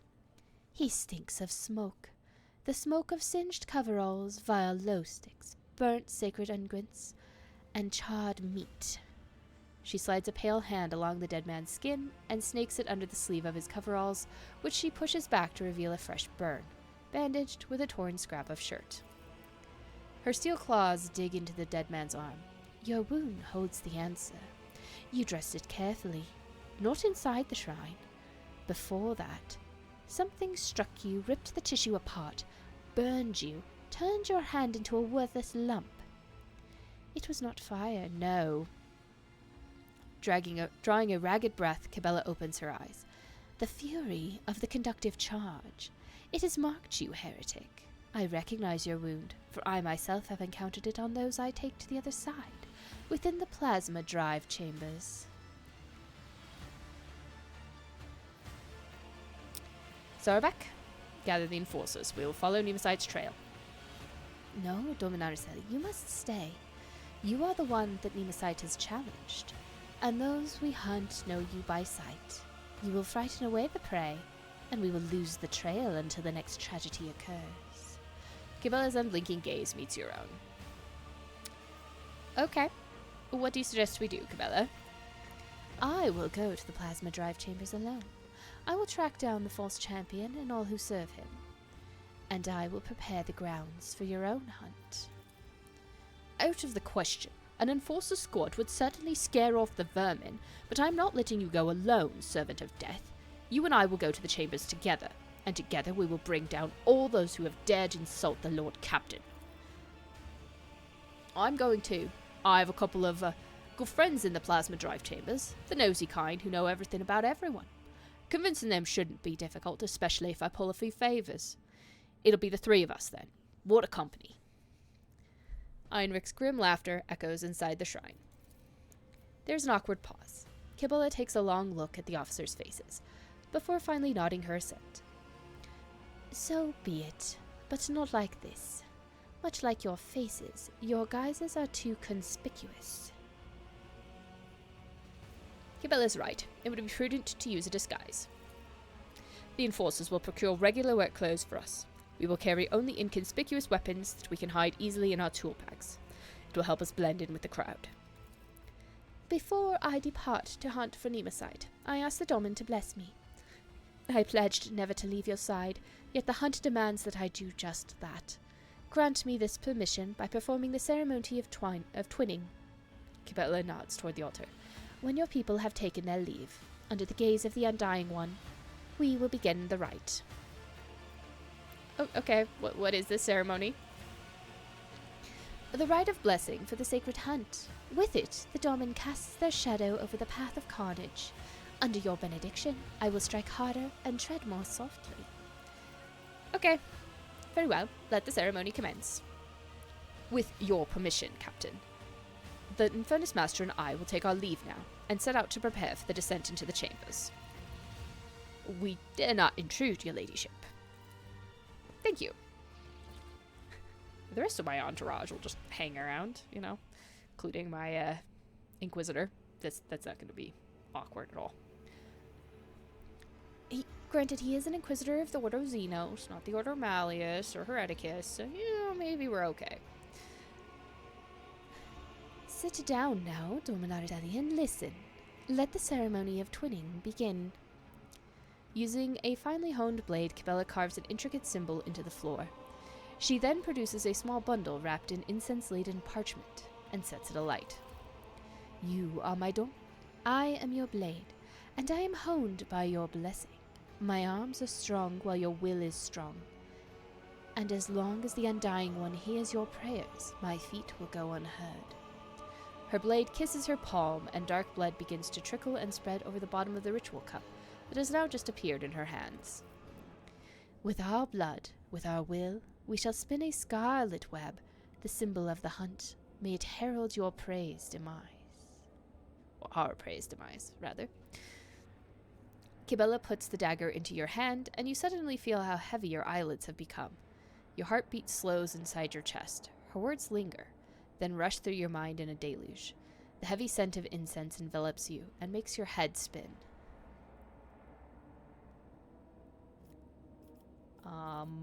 Okay.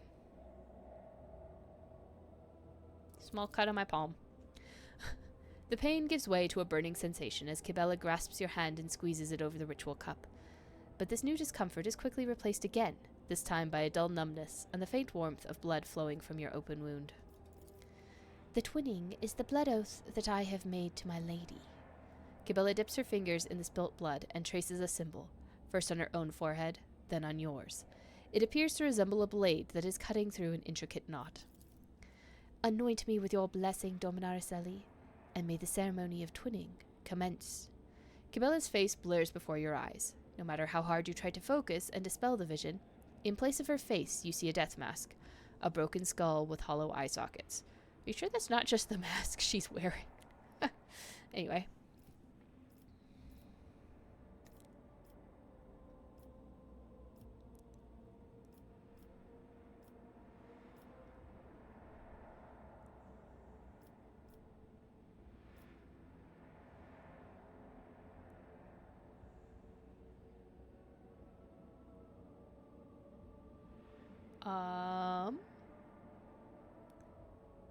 May your fury and resolve be unshakable.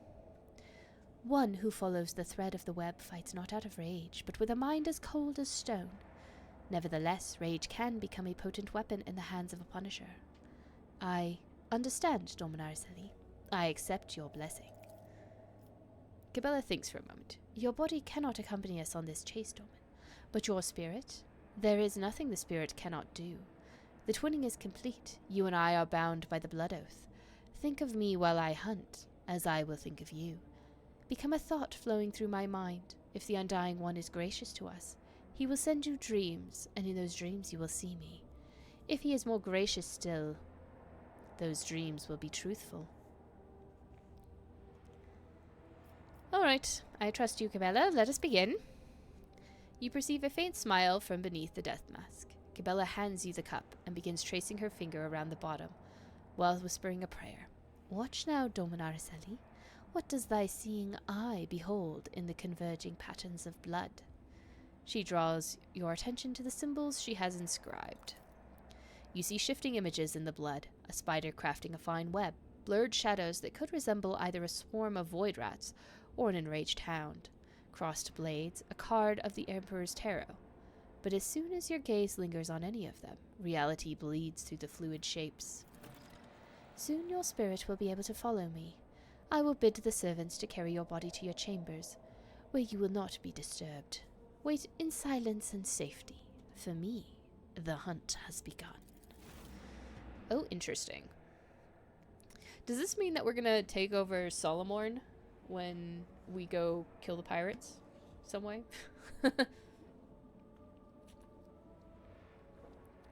Kibella's footsteps fade away, melting into the same impenetrable darkness in which your consciousness is extinguished.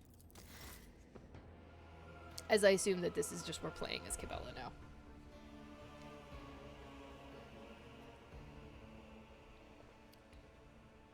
Don't think I was expecting this today, but you know, I figured killing the Gene Stealers wouldn't just be that easy.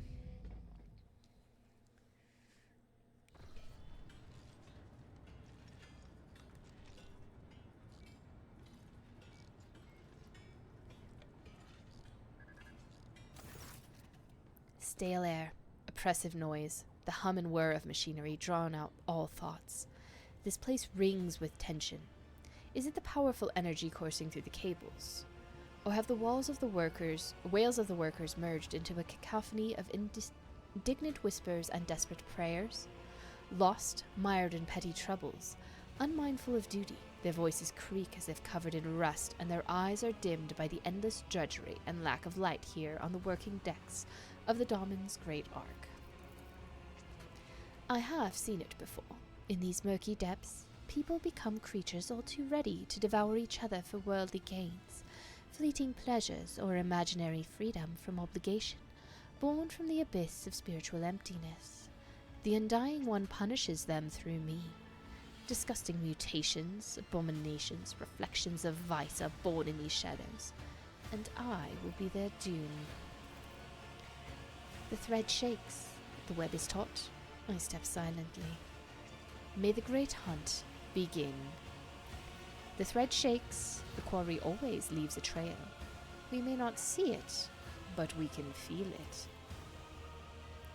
I taste the air, the scent of fresh dye with a subtle note of sparks. This is new, pleasant. The upper decks reek of luxury, but here I feel comfortable. There is something else. This is it. I recognize the smell. Ungut, low, and burnt meat. Just like inside the shrine. The time has come to spin the scarlet web. The web is taut. Know the hunting ground. To find the enemy, I must listen. Inhale, exhale, inhale. The rhythmic beat of engines and pumps. That is the ship's breathing. That is the ship's heartbeat. Is it strange that I feel at home among the workers of the lower decks, who pass their time like the living dead? Warmth spreads through my chest. I like to think that it is the connection with which the Undying One bound mine and the Domin's fates together. He has blessed us, and we hunt as one. I step silently. Darkness is our ally. Merge with the shadows. In the twilight of the chamber, barely illuminated by flickering candlelight, I become like them, the lost, mired servants. They will become unwitting allies in my hunt. Their hopelessness, their desperation, their thirst for survival will become tools for my use.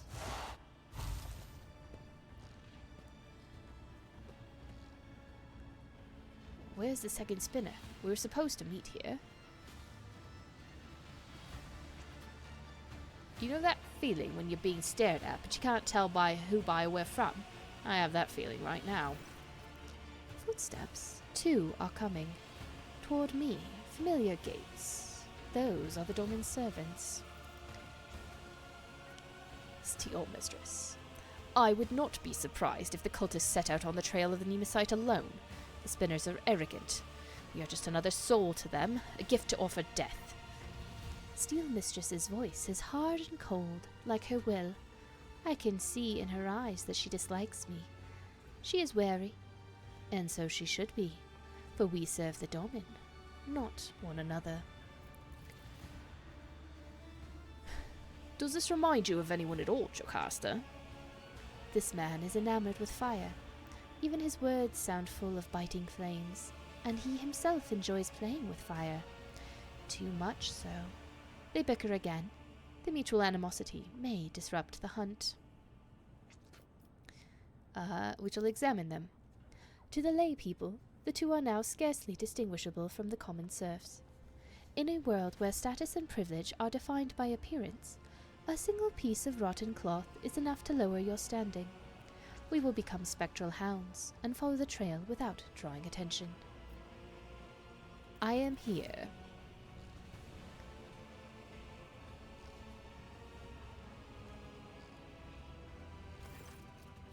There she is. Welcome to the plasma drive chambers, esteemed holy assassin. You can exchange pleasantries later. Lieutenant Godierda is on duty in this compartment. I have ordered her to gather information on all the workers who wear red scarves, and who have recently left the bay. This is pointless. The red scarf is not proof of guilt. It is merely a symbol. It could be a trap. I need to find her. I will watch the Enforcer, and those who are watching her, in turn. Your Enforcer knows nothing about life in this compartment. I guarantee it. I have a better source of information. A good friend of mine who knows a lot about delicate matters. It'd be easy to get him to talk. He's terrified of pain and death. Only the faithless fear death. I will not trust him. Let him trust me, so that his trust may become a snare for my hunt. I cut them off with a gesture. Their methods of hunting are not mine. But I take the grain of truth from their words and weave it into my plan. We need to provoke them into making a move.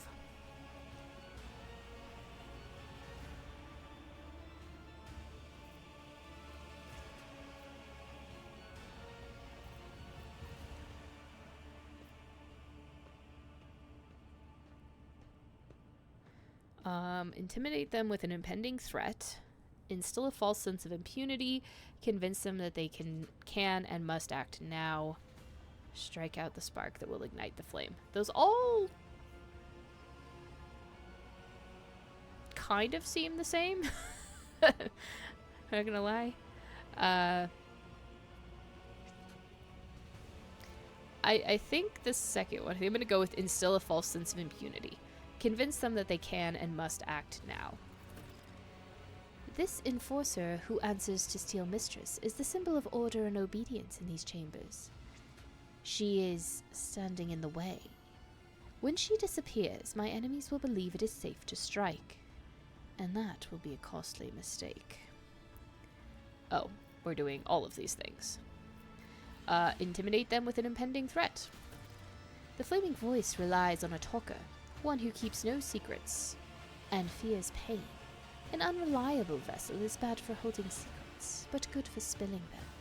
Through him, I will whisper lies to the enemy. Strike out the spark that will ignite the flame. I feel them lurking in the crowd, my enemies. They are cautious. I must find them and let them believe their luck. Then they will shed their masks, and I will take them down. Such is my plan. They look at me in silence. They do not understand yet, but that matters little. I am on the hunt. Okay, I don't understand my plan. What is my plan? Okay.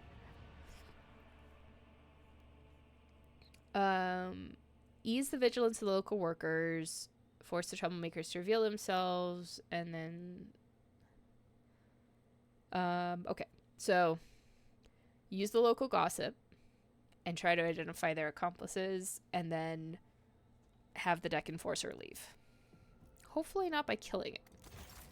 Hi, Pondwater. How's it going? Follow my steps. I'm dealing with all sorts of nonsense on my, hello, Whip. In my ship again. Wasn't enough I had Gene Stealers, now I have a leftover Gene Stealer causing other problems. Stealing ashes for some reason. Not really sure I want to know why. An old burn spread across her body in a scarlet blotch, a look of contempt, a heavy baton covered in blood and symbolizing boundless power. Like a fierce leather whip, she lashes with both her hands and her gaze. What are you looking at, you beggars? You finish your shift, you go to the barracks. You start your shift, you check in with the foreman, and get to work before Matilda comes to pat you on the back. And Matilda, I presume, is that wonderful, not at all intimidating baton on your belt. I guess the disguise is working, but we'll rather not spend the next few watches in the med bay because of a misunderstanding. His breathing has quickened. Flaming Voice always makes jests when he is nervous or irritated. Do enforcers infuriate him? Infernus Master. Master-at-Arms. Apologies for not recognizing you, ma'am. Gudierda. We are conducting an inquest. Answer the spinner's questions. I hope your report will be useful.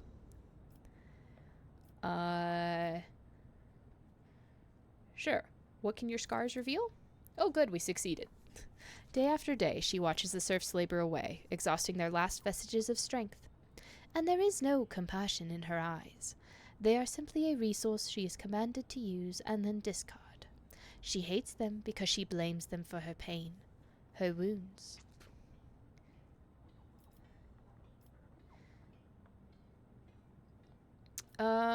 Let the enforcers converse. I will keep an eye on those around us.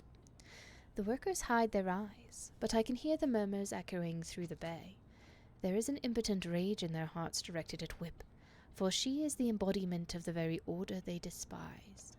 But why do they not realize that the Enforcer is a shield as much as a lash? Some of the people I escorted to the other side looked at me the same way. In the past I did not understand, but now... Do the lay people see spinners performing their duty to the Undying One, or enforcers performing their duties to the Doman, as monsters? Nothing is unimportant during the hunt. Tell me what you know, and I will listen. A group of workers wearing red scarves was seen in the compartment just after the attack on the shrine. The foreman stated that they were at work on the freight line. No gunpowder on their clothes, no fresh wounds. Too many of them have started wearing red masks. It muddies the trail. But we also found some red scarves and bloody rags in one of the shredders, only shortly afterwards. We sealed off the exits and reduced the air supply to the maintenance tunnels to the absolute minimum. Now you can't stay in there longer than a few minutes without passing out. There's no way the bastards could have left the plasma chambers. They're definitely in here somewhere. Like snakes, the servants of Nemesis have shed their skin. The red scarf is just a distraction. Do I sense the touch of his will? The Undying Emperor wishes to bestow a revelation upon me in this trying hour. Let his tarot show me the way. I breathe in essence made from ashes and blood of the faithful. It enlightens the mind, granting it the grace of reading his signs. A wave of epiphany sweeps my thoughts away, pulling me into a blessed trance. My fingers move of their own accord over the sacred deck and draw a card. It is the martyr. I see a tear of blood wash over the pale features in the image, and they shift, becoming Whip's face. A portent from him. The Undying One blesses me to take Whip. The minions of the Nemesis fear her. When her soul is delivered to the Undying One, the traitors will feel invulnerable. They will crawl out of their holes and fall into my web. I know how Whip's thread will end.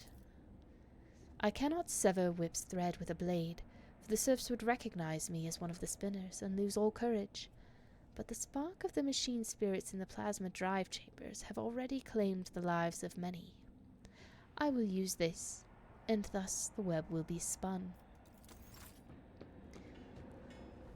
Well, that's creepy. I was really hoping I'd have an option not to kill one of my enforcers, but, you know, I am playing the Blood Cultist right now. That doesn't seem like a stretch. The web beckons.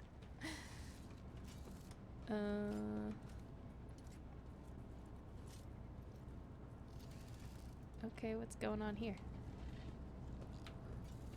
Heed these words and commit not the transgression of industrial accident. Praise the Omnissiah thrice, and only then lay your hand upon the lever. Pull the lever with the confidence and restraint, for the machine spirit tolerates no haste. Cool. I think you are my next victim. You know, I look at you, but I'm not scared at all. I guess I've seen too many disasters to be afraid of death. Fair. Where is your friend?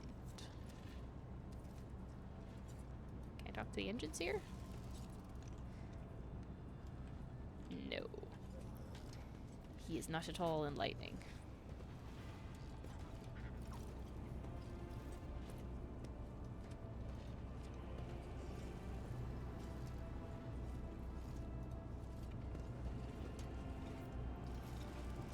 Become a shadow and heed the voice of the crowd. The lay people have huddled together like a herd being chased by predators. Faded gazes, bent backs, the crimson kisses of the batons on their bodies. And yet the shadows of smiles touch their dirty, burnt lips as a strange pair, like a hammer and anvil, send sparks into the air with their words.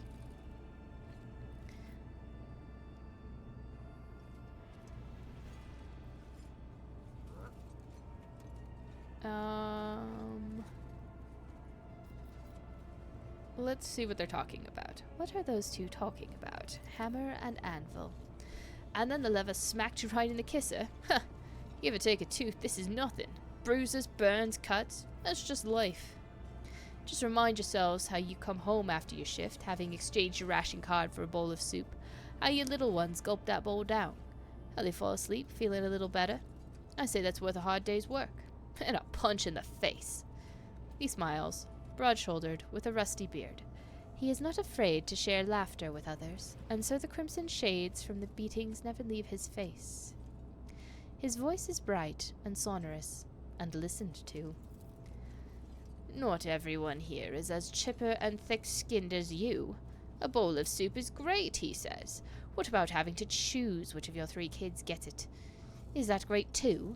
Beatings are nothing, he says. Remember when the enforcers broke your arm? Since you couldn't work, your wife had to pull 3 shifts. She collapsed at the lathe, and the conductive charge burned out her eyes. None of us deserve that. Tough and unyielding, every word hurts, but she is forgiven for her sincerity.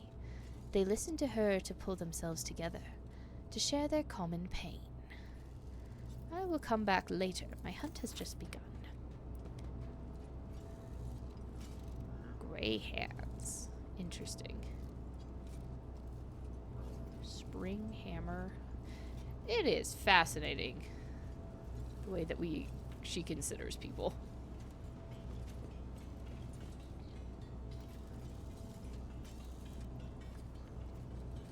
How about you? No?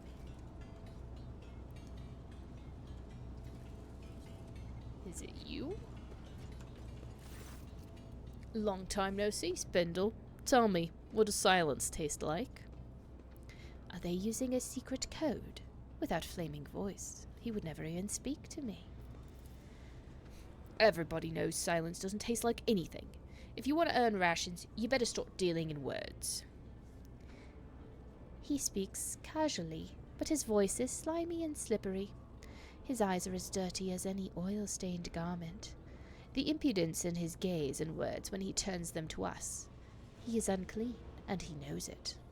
He is unrepentant. That's a funny look, Heinrich. And you have a funny-looking company. Are you here to sell or to buy? And before you answer, remember the first rule. Every word has a price. Are we bargaining for information with this lowlife now? It is the duty of every serf to aid the rogue trader and her associates freely and willingly. Oh boy, here it comes. Who's that with you? Enforcer? And a spinner? Do you want me dead? If anyone sees me talking to you, they'll snap my neck. So off you go.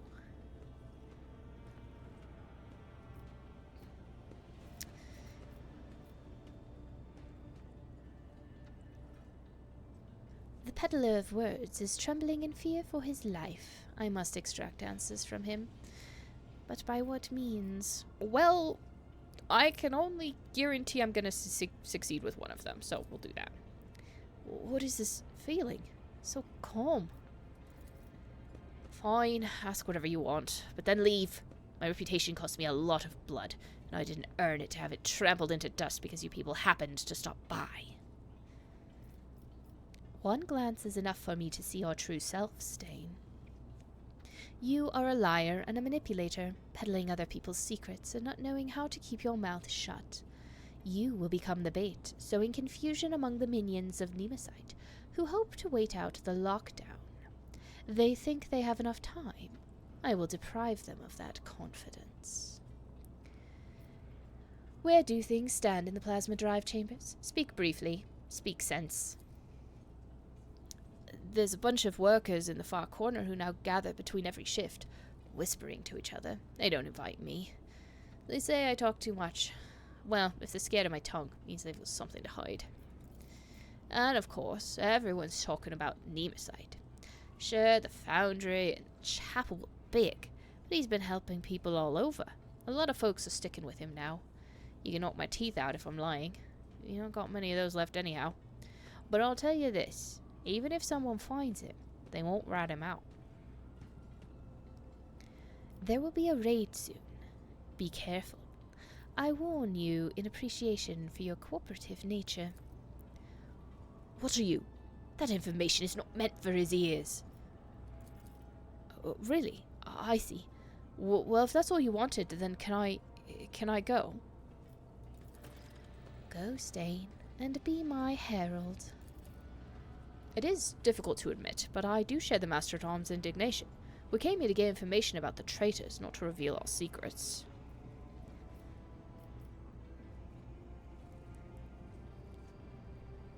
When the renegades hear of the coming retribution, it will make them nervous, prone to mistakes, likely to give themselves away. But for them to take the bait, it must be compelling. Yes, I see. Yes. Somebody for servitorization? Follow the threads. Hey. Where even am I? Oh, this is like where I had to fix the servitor before.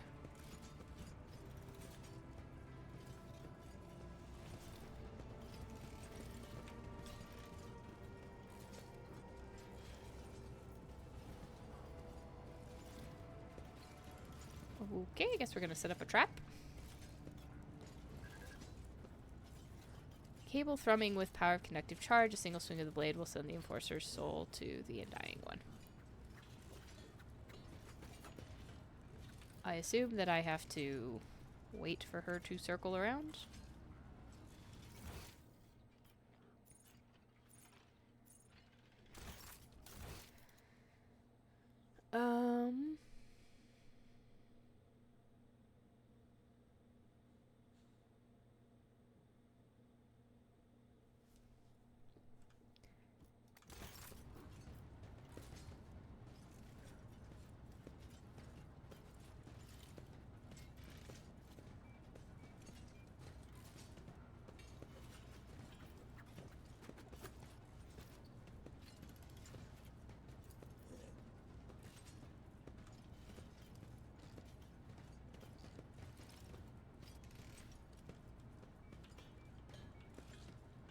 She sees me?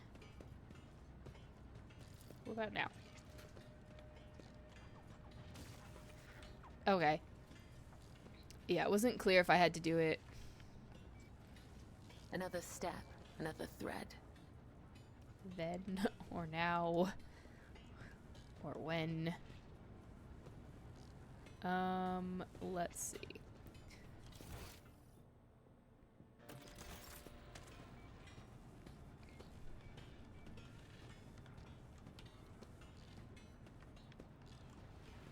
Oops. Totally missed that, apparently. Alright, what are we all saying? Damn it. Why did it have to be Gudierda? I don't know why the Emperor ordered you to kill her, but we must see to it that she did not die in vain. Whip dies. And just like that, she's gone. We'll never even know what she died for. Meanwhile, the spinners go on, passing whatever judgment they please. My visions showed this path, and many others. It is unfortunate. I don't know how she died all the way over there, but, you know.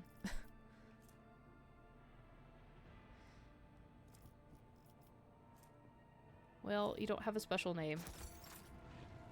Don't mind me.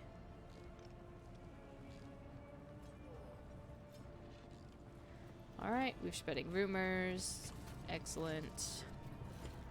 Let's go back to this gathering of people. It's like over here, right? Sometimes there's just no good place to...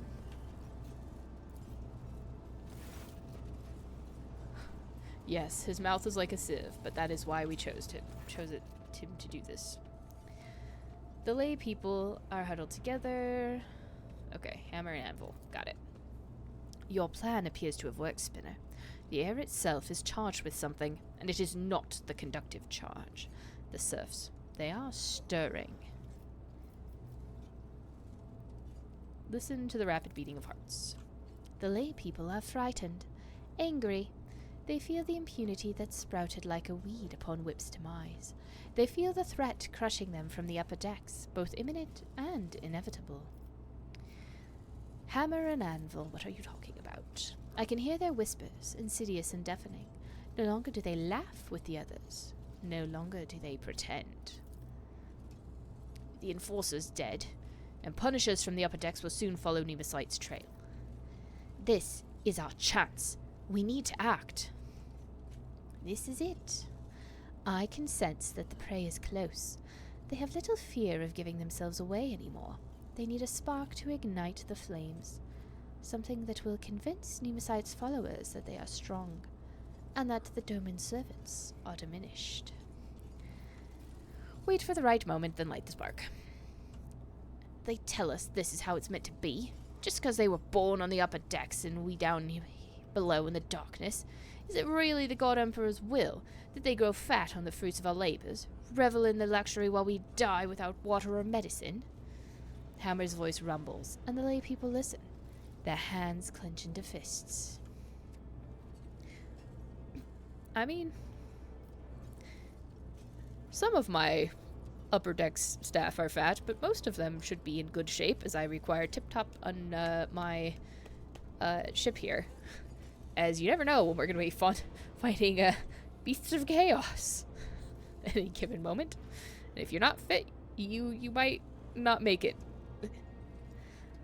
No matter how hard you work, they will wring everything out of you and give you nothing.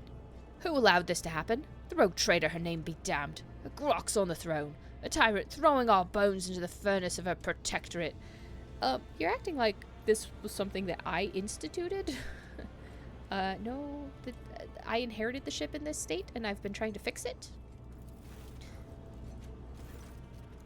Shut your foul mouth, void dog. Flaming voice? No, it is too soon. I understand your anger, but you must temper it.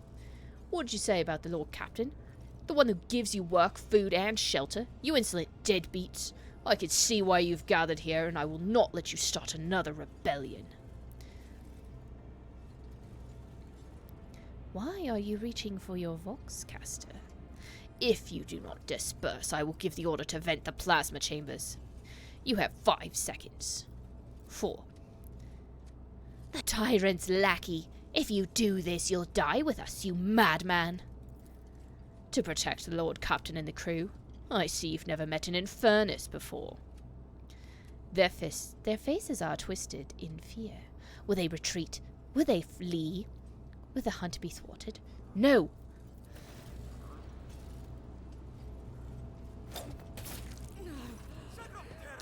A small throwing blade flies out of my palm and draws a scarlet line across Anvil's neck. If I had wished it, she would be dead, but she continues to breathe and to bleed, and to scream furiously as she looks for me. The rogue trader's assassins are here. Look, they wanted to kill me. Find the assassins. The spark is lit.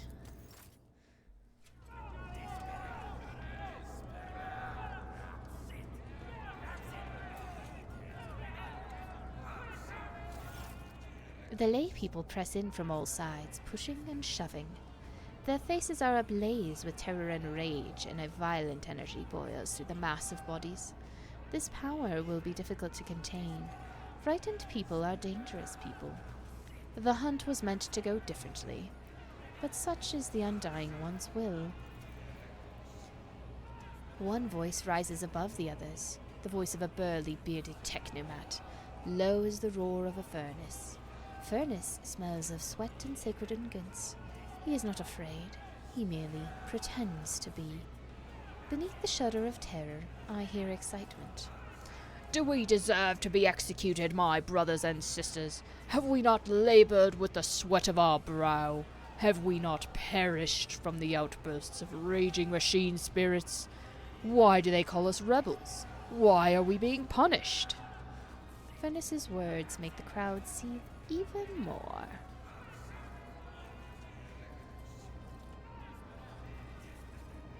Take a closer look at Furnace.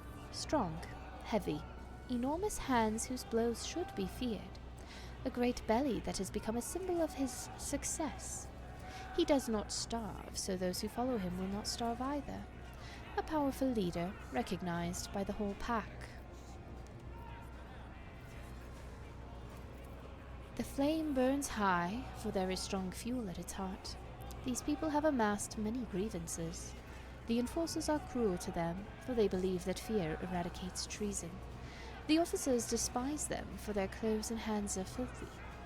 The quartermasters rob them and withhold what is owed to them, for their clan is not strong enough to make demands. They are vulnerable. Their hearts are vulnerable. The Undying One commands us to spin a web to catch such hearts before they plunge into the abyss of treason. And so, I am spinning the web.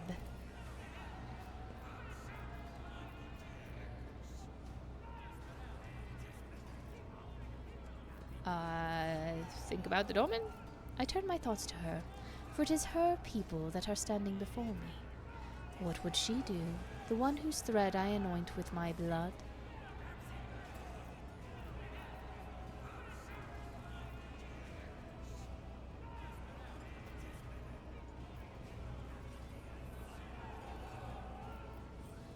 Already you are rioters in everything but name.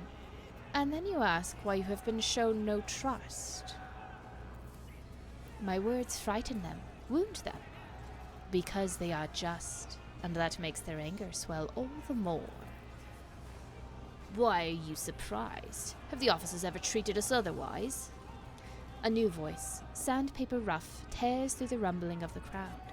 Its owner is ragged and filthy, and a feverish gleam burns in his eyes.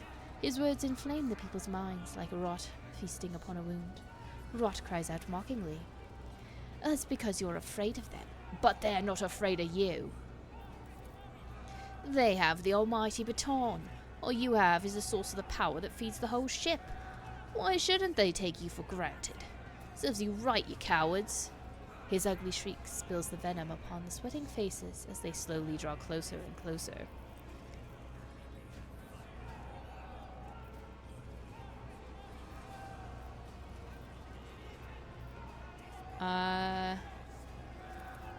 I take a deep breath, and something stupefying, noxious, and luscious disturbs my senses. This is no ordinary odor, but something subtle and foul. It carries the same stench as rot. Skinny and scrawny, Rot leers at me with his gaping mouth. He is a nobody who has nothing. His body has wasted away from disease. His hands are 5 fingers short. His fate is sealed, and that makes him convincing. Everyone knows he has nothing to gain for himself, and thus no reason to lie. His poverty is his honor. Armor, not honor.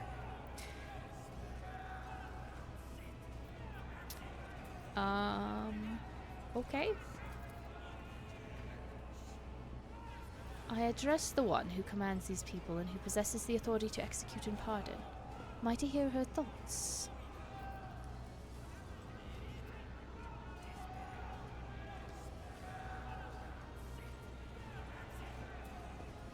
It's interesting that these are all, like, the same choices. The Domin takes care of all, for such is her burden, but she cannot save everyone. She only cares about her flunkies. The bile spraying from Rot's mouth sizzles in the worker's mind like acid. It is burning them through.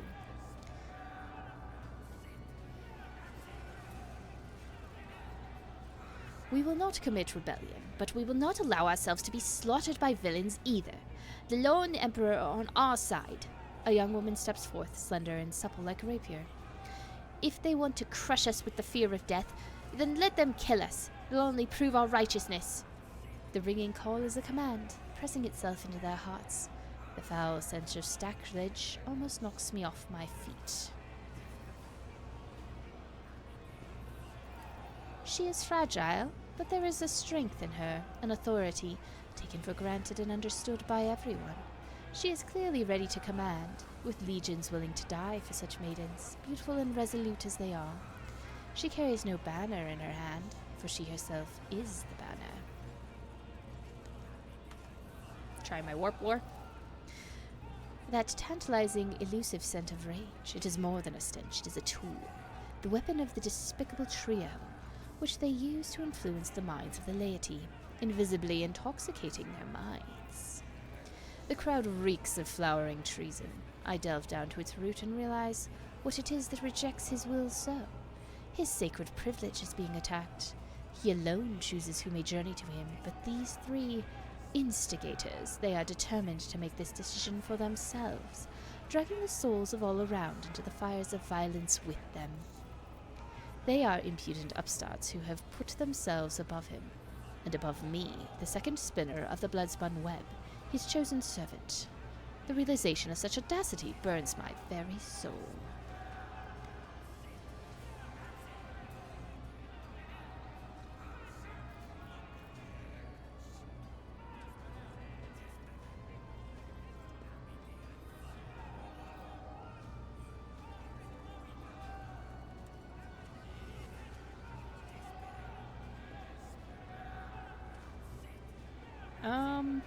Shoot.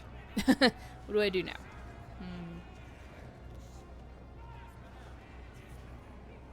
I don't know that I want to cry out the Rogue Trader right now, but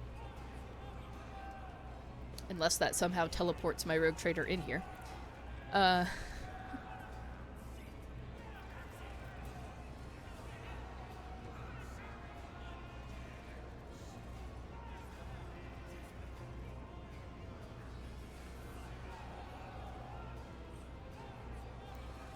Death will claim you all, but not today, unless you are truly keen to meet its embrace. The crowd does not answer. They do not hear me. The sacred promise of death no longer moves them, for they have fallen under the enemy's spell. Damn it. They surround me, threatening, pointing fingers, cursing. They dare not strike. Not yet. But already their enormous bulk presses down upon me as the smell of blood in the air grows thicker by the minute.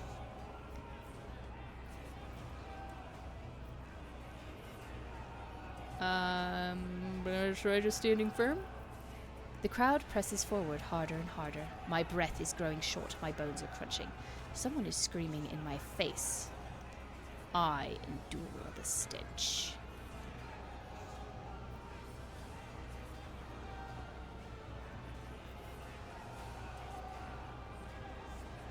Okay.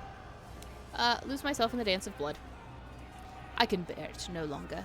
The blades in my hands sing, and blood streaks across astonished faces. I am done speaking and extorting. I have merely danced on the thread that I have spun. I bestow death in blessed wounds. I catch a glimpse of Rapier's cloven face and Furnace's open belly. Rot's severed hand falls at my feet, and its owner flees howling. I dance and breathe so freely.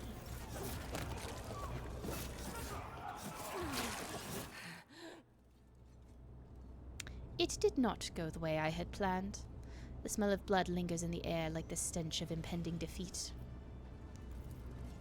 2 bodies are sprawled before me. I have severed their threads.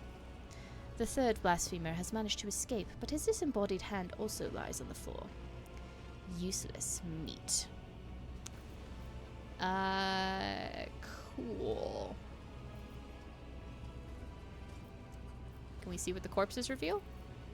Very little. The faint traces of their vile mutations that twist their bodies. The foul stench of corruption emanating from their meat. The deformed, strangely colored brains in their crushed skulls that spawned the heresy of sedition. What will the appearance of the survivors tell me? They huddle in the corners, ashamed of their own subservience.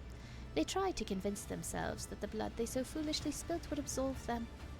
But they know it is not enough. Are Flaming Voice and Steel Mistress still alive? Their threads have not yet been cut. I realize with astonishment that they are standing close to me. Flaming Voice is furiously reproaching all those who had only recently joined the revolt, while Steel Mistress booms like a siren, shaking her maul and threatening punishment. They are useless to the hunt now. It is time for the next step. A thrill runs through the strands of my consciousness. Is this Dominaria Sally? I can truly feel her again. Or am I imagining it? I need to concentrate. I gaze at the puddles of blood and patterns they form. I see a labyrinth. The Undying One has given me a sign. My hand finds the sealed case in which his tarot cards reside. It is time for a divination in the blood of the dead. It will reveal to me the name of their unholy master. Okay, we'll go in order, I guess. Well, you know, I tried not to murder everybody, but sometimes,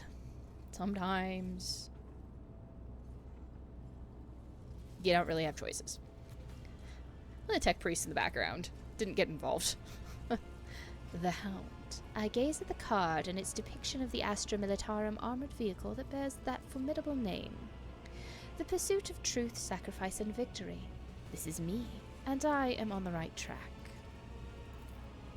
The Harlequin, inverted. Lies, manipulations, a shadow play blocking my path. But it is a lie exposed, a deception that must be revealed. The Preacher. A man who carries an idea and proclaims it. But who is it? Nemesite, one of his supporters. Someone already slain or someone still alive? The divination is unclear, and so I draw a fourth card. It is dangerous to ask more of the Undying One, but I must know. The Aquila.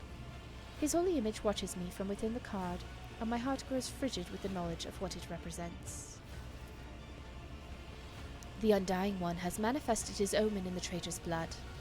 The hunt that has begun will be completed by the unveiling of a great deception. Our enemy is elusive because he has a powerful ally, one who espouses faith in the Emperor on this vessel. The ship's confessor is in league with Nemesis. He will be the next prey. Adalbert, that scoundrel! I will prepare a team of enforcers to arrest him, but I need the Lord Captain's authorization. Impressive display, Mistress Cabela.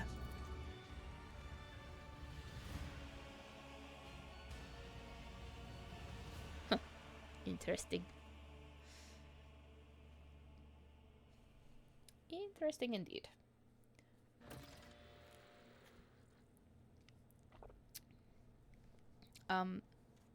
Did we... Can we, like, kill the guy who was spreading the awful pheromones? Is that allowed?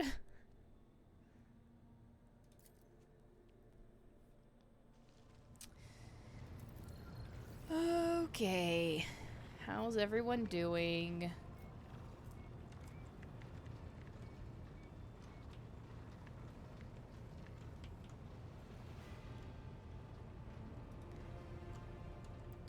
Let's wrap up this questline, I guess.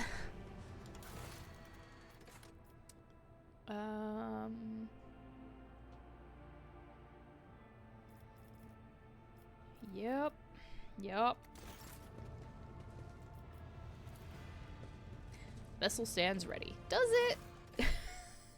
Pretty sure we just had a massacre in the plasma chambers.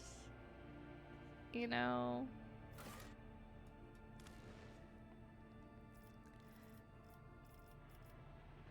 Sure, we'll take this set of people. This seems fine. An Inquisitor would be helpful.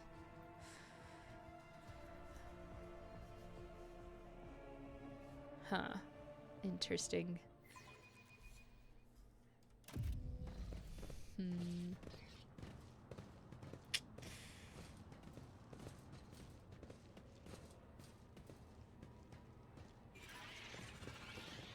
All my servo skulls just, like, appear. Cabela extends a finger topped with a metal claw toward Confessor Adalbert. The divination has revealed that you stand beside the enemy Nemesis. Speak only the truth before the Domin and the Undying One. Adalbert meets Cabela's words calmly, with almost majestic resignation. A defender of the people and a tyrant's minion are two faithful servants of opposing ideas, two souls that have rejected everything else for the sake of duty. I now truly see that your collision with him was inevitable. Adalbert shifts his gaze to you and lets out a mournful sigh. I was warned about your visit, Arzeli, as well as its purpose.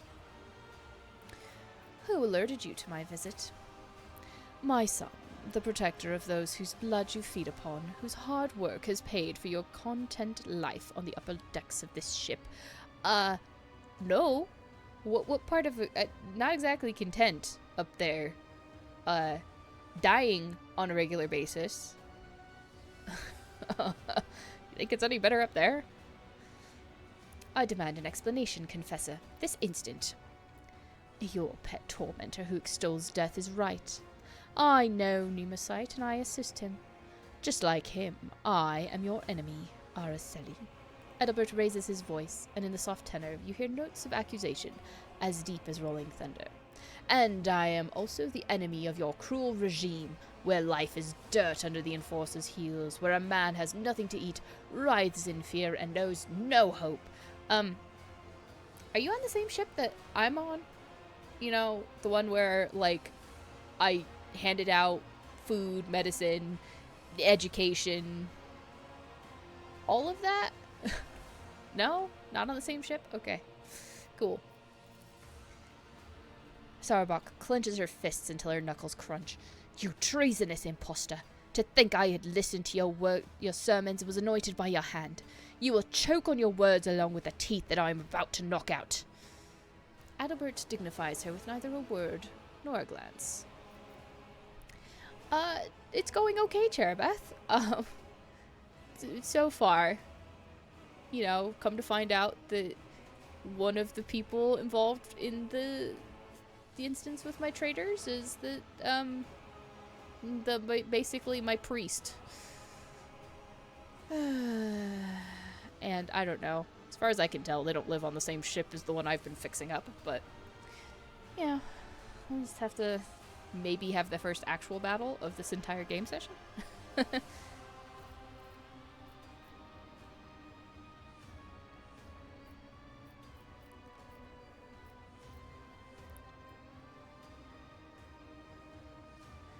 Okay.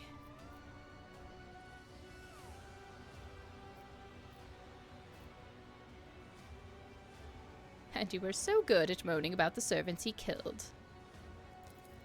I grieved for them, but they were unreliable. They could have compromised us. They had to die. But the fault for their deaths lies with you and your enforcer dogs, for fear of whom we are forced to hide. So you're not even trying to lie. This is commendable. Why would I? If the dogs have come looking for blood, they will not leave without a kill. Such is your vicious nature. Again, not sure you are on the same ship that I'm on, but okay, cool.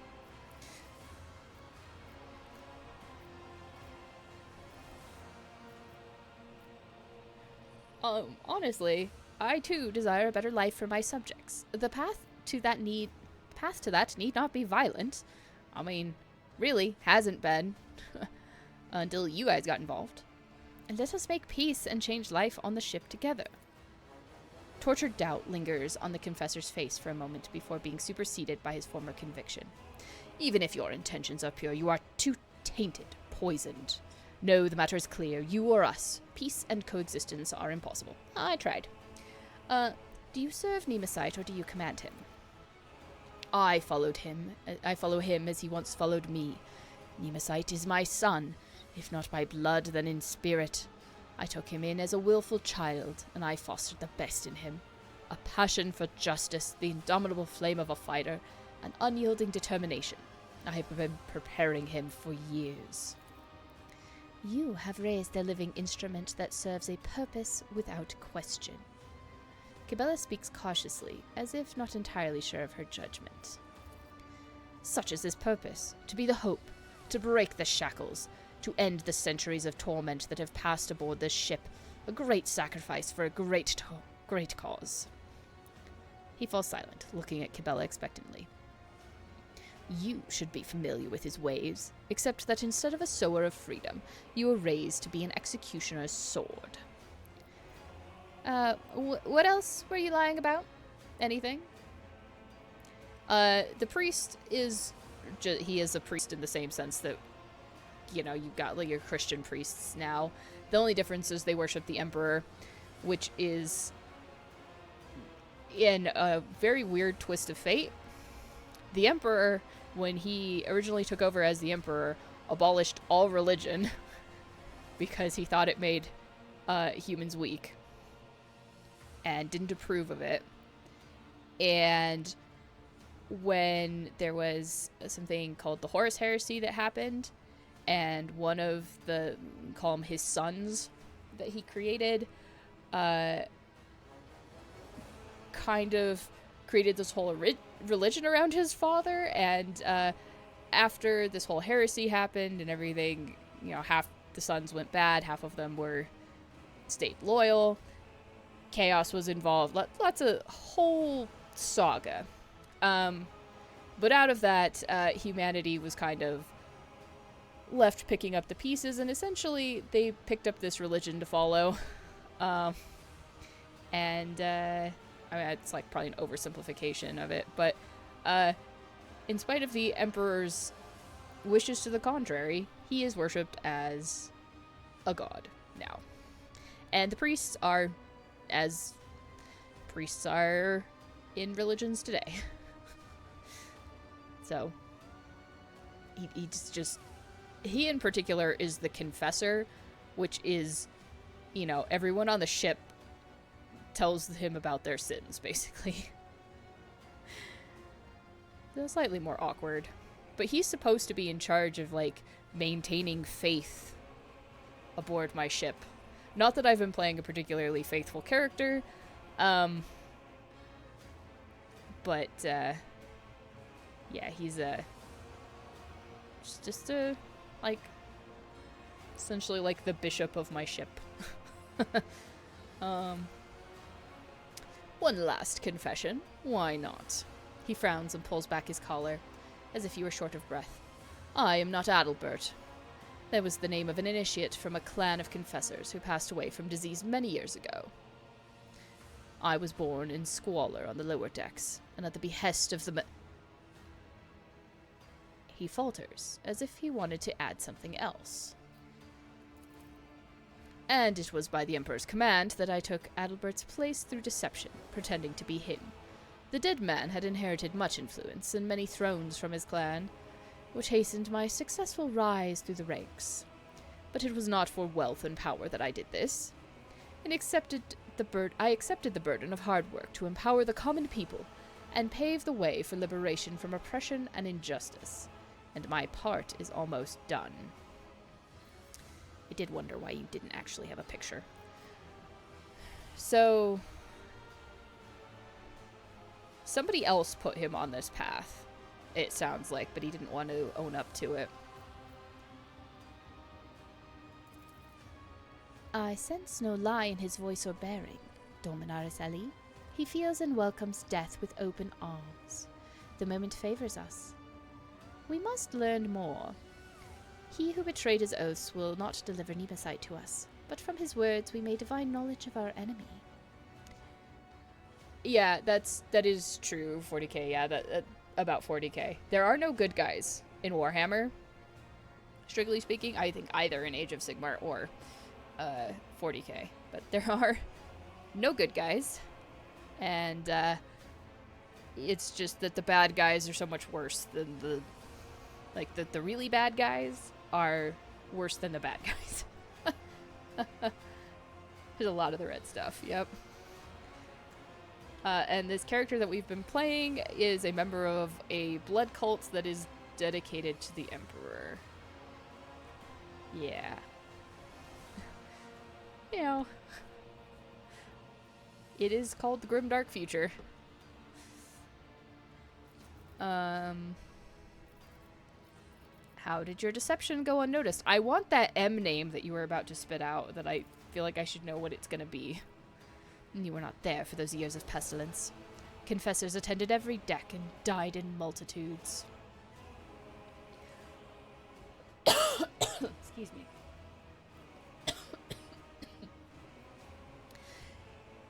Yeah. You know, we fought a cult earlier on that was a Slaaneshi cult, which is one of the chaos gods and is devoted to excess in everything. So, you know, we went into a hedonist den in the back of a palace. There was a Tzeentch cult where people were burning out their eyes. Tzeentch is the god of change. Wild. We haven't fought a Nurgle cult yet, which is the god of rot and disease. And I guess we haven't fought a Khornate cult either, which would be Blood Rage Berserkers, basically. Oh yes, they were burning out their eyes so they could see clearer. Well, actually, maybe that wasn't a Tzeentch specific cult. That might have been a Chaos Undivided, because it was a word bearer that was leading it. Yeah, they had like a lens machine and it was burning eyeballs out. Yeah.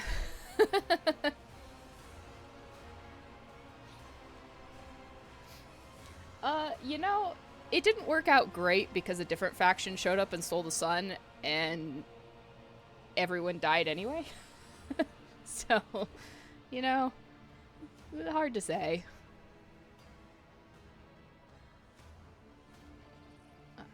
New ministers were recruited in every port at every station, their names and faces blurred together, and we recognized our kin only by their robes. No one who knew Adalbert's true face survived that time. The Emperor saved me from being exposed.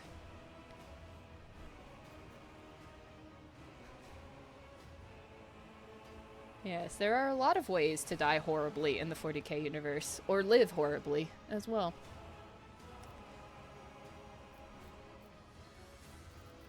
Your liberation is rooted in betrayal and bloodshed. This is a war, Arcely. The war for our liberation, and we are willing to die and to kill for it, because our enemy is brutal and deaf to our pleas. You have deserved it. He resolutely places his hand over his heart. As you have rightly pointed out, I was not around for most of that. I think I literally became Rogue Trader, I don't know, 2 months ago? By accident? Essentially, being the only surviving heir of the blood, as it turned out, with a very, very weak claim to the throne.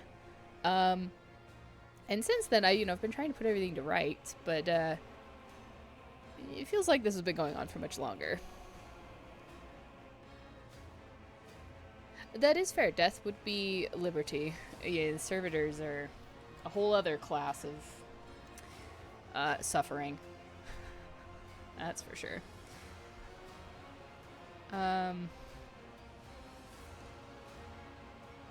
Like, at any point, dude, you really could have brought any of these concerns to me, and we might have addressed some of them. In fact, I've been trying to, but, you continue to have this rebellion, and I don't really think there's anything I can say that will change this.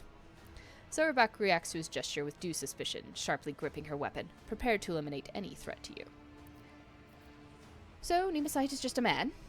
Excellent. It is harder to kill a legend. The words of a tyrant inebriated with power and impunity. I was a pirate lord, so,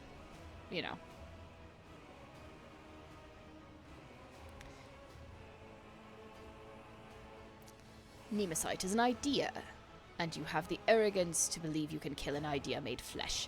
It is better this way, so keep underestimating him. Are you hoping he will save you now? In fact, I really do hope that he shows up, because I would like to put a bolt shell through his skull. No, we decided otherwise. I'm not worth him risking his life, so do not expect to capture him through me. My son has no attachments, for they would only make him weak. He will gladly sacrifice himself for his dream of liberty and equality, and I must do the same. I only grieve that, thanks to your efforts, I cannot be near my son and ease his burden. Yeah, that's true. There's always consequences to your choices. Like, more so than in a lot of other RPGs that, like, claim to have that be the case. Your choices really do change a lot of what's involved, and it's a lot of times there really isn't a good answer. It's just a which answer do you believe is the one that you can live with. Attachment makes us weak. Cabela's whisper is barely audible, and you see her face grow more dismal still. You made a weapon out of him, just as he made a weapon out of you. Any last words, Adalbert? Oh yes, everyone's unhappy with you. Regardless of what you do, everyone still hates you.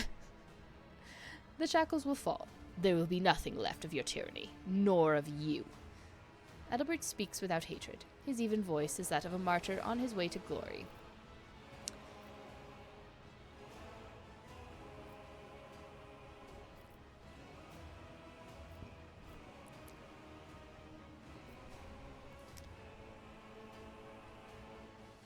I'm not going to let you martyr yourself.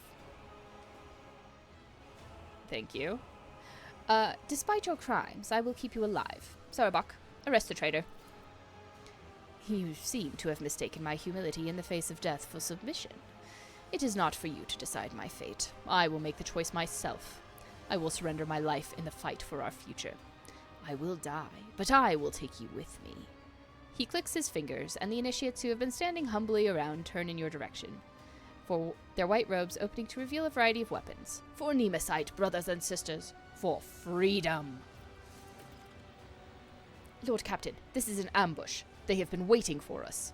Sorabak's shout hits your ears, drowning out hurried footsteps and the clanking of gun plasteel.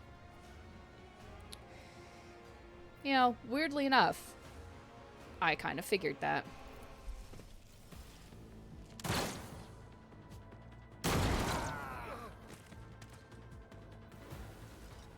Your arrogance will be your downfall. She's still alive. Okay. Battle begins, huh? Cool. Where are you standing, Cassia? Oh, well, conveniently, they got out of the way of me doing horrible things. I didn't think he'd go quickly. I honestly thought he was committed to die, but I didn't want to martyr him, specifically.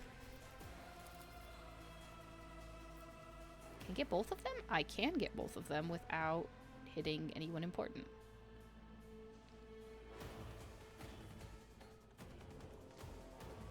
Although I feel like I should move her somewhere safer here. You know, this being a...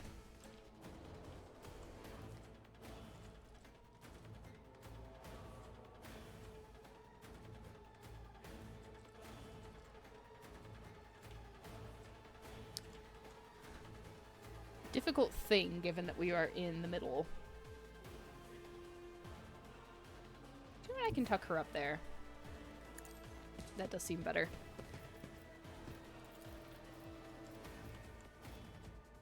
And then I can get those guys. I am a navigator, not a servitor. Without hitting anybody else right now. Okay.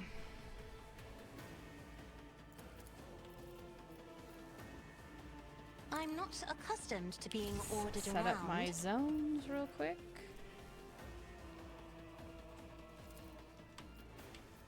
Put her in the back. Isn't this a job for the serfs?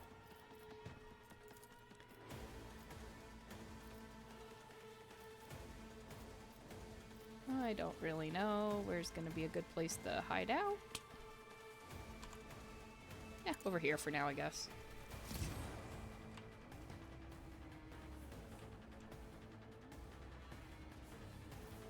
Alright. So I can do a stair. And then bring it down to give someone an extra turn. That will work.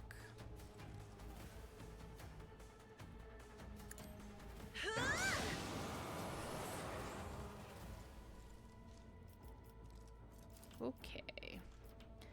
I want...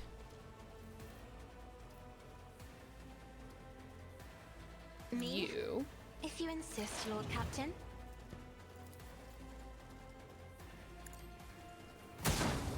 to shoot him.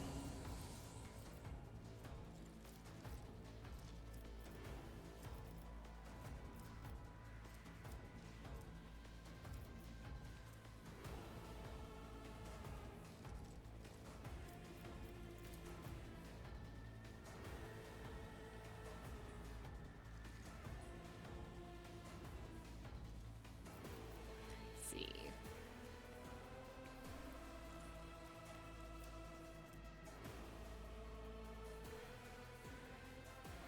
Don't think ballistic skill is going to improve my damage, so...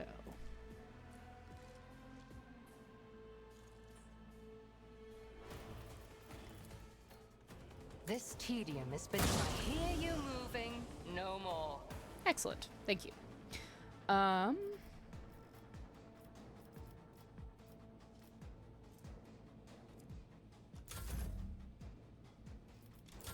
Okay. Fiery Vow, huh? Take you. You put me on fire. I don't like that.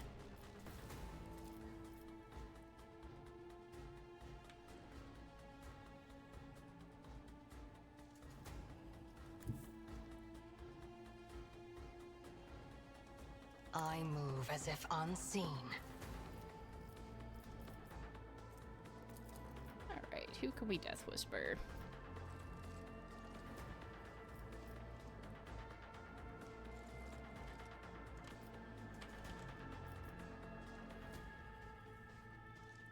If it serves your cause. Okay. I understand your intent. I don't think I did that the right order. 'Cause I think I'm about to lose that. If I must. Yes, yes, yes, you must, please. If it serves your cause. I need you to I kill am him. not your. I deal death with my hands. Thank you. And then, sure, If it shoot him serves if your he's still cause. alive.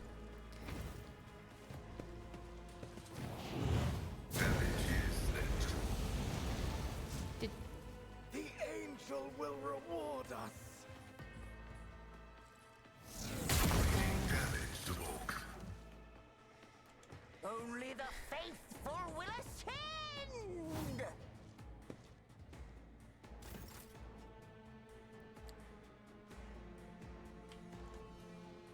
okay.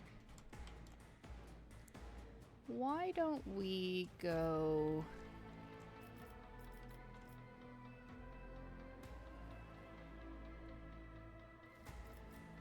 Boost our strength real Naturally. quick.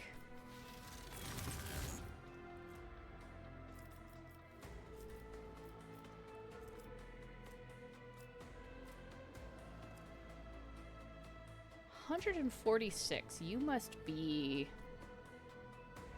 important. So I suppose that I should try to kill you. For the throne's glory.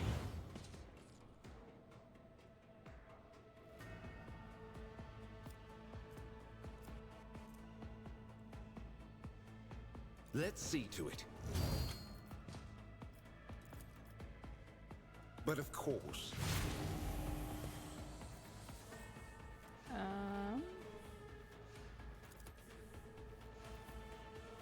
let's Sure. see to it. Everybody gets resolve. Only the faithful will ascend. We bring deliverance. We really didn't roll great on our The true believers will inherit initiative, all. did we? We get iron. The Sire's song guides me. Okay, first things first, Pascal. Turn on the Medicaid. We're gonna want that. Now that's gonna boost everybody's weapons. Oh, they changed the icon for that. Interesting. Okie dokie.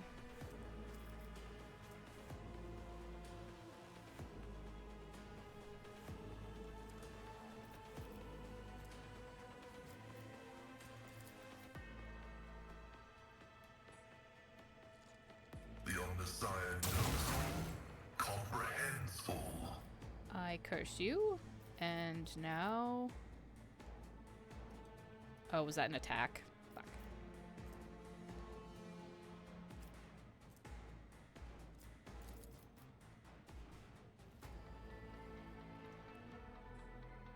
Running binary. Are you really that incompetent? Yeah. I am.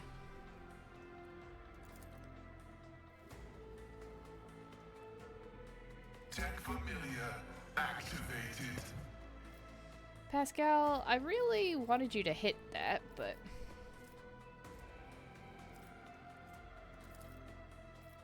Request approved. Okay.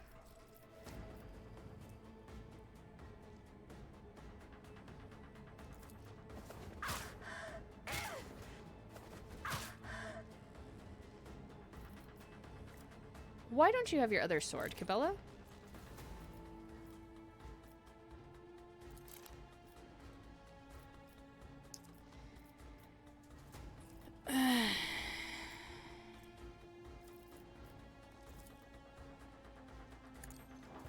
Death is a blessing. Why? What happened? Why are you not equipped with your other sword again? Fuck. Okay.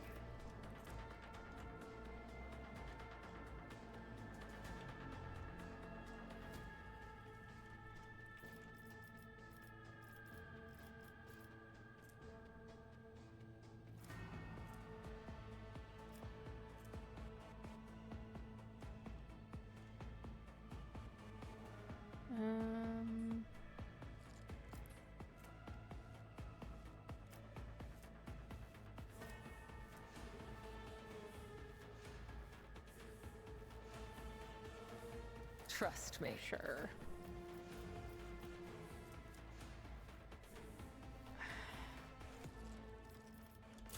We bring deliverance. We bring deliverance. Yeah, you all sound same. The angel will reward us.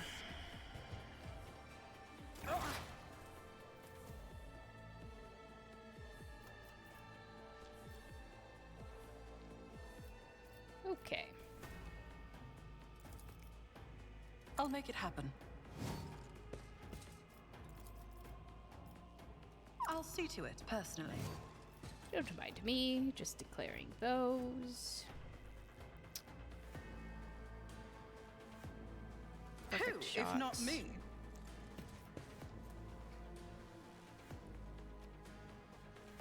Piercing shots. I'll see to it Attack. personally. It's as good as done. Now I request that you put a bullet into him, please. On it. The best defense is a good offense. That's it for me. Okie dokie.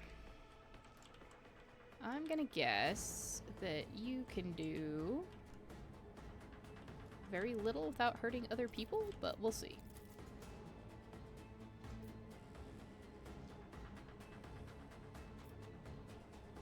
I mean, you could hit that guy.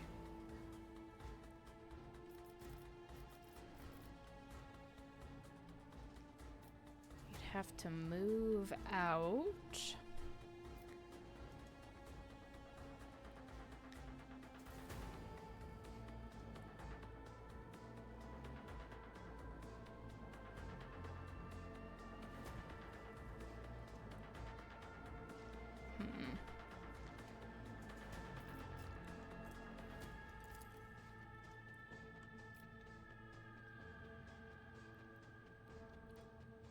Isn't this a job for the serfs?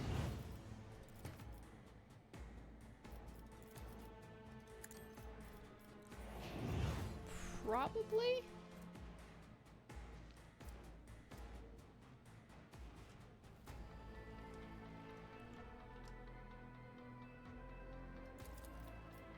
I'll show you That's why better for navigators are him. feared. Booster strength again. Alright, no attack limit.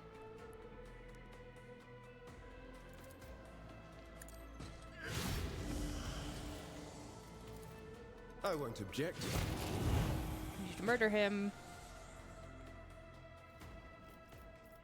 Let's see to it. But of course, Lord Captain.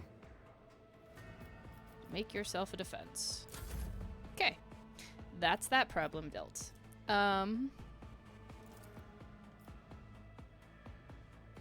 If I may, You. I would like you to shoot him. Who? If you should have thought twice before crossing me.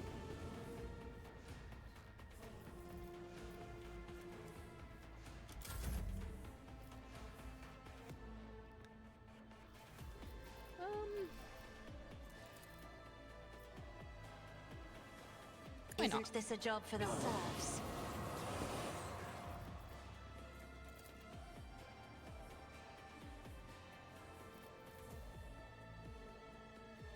Me? If you insist, Lord Captain. And make it easier for things to die. Thank you. Oh, get big stretching. Oh, that reminds me that my thing isn't working.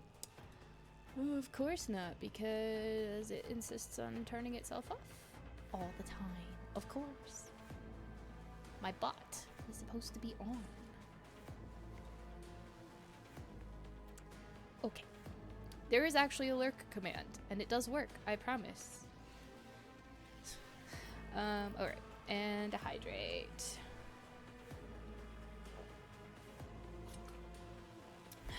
Alright. Cassie is done. Alright.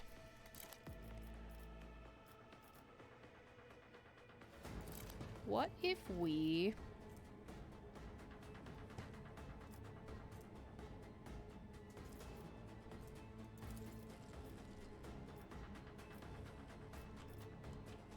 Well, you're in range, so This we'll take team you is out. beneath me. Mhm.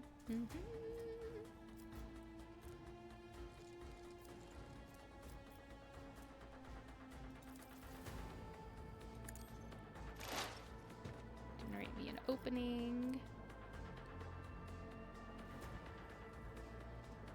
If it Precise serves your attack cause. sounds good.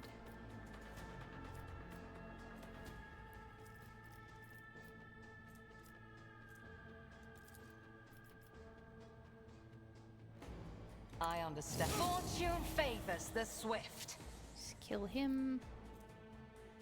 And then make myself not a target. If it serves your cause.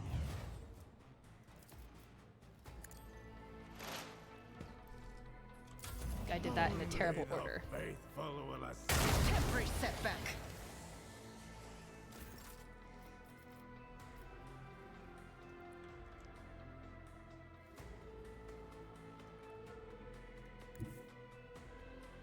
Everyone, step aside.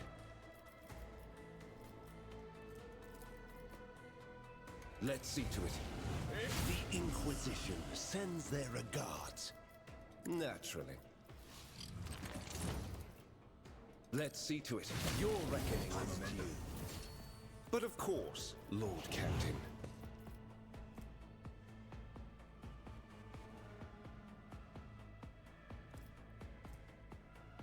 I'll see our foes obliterated.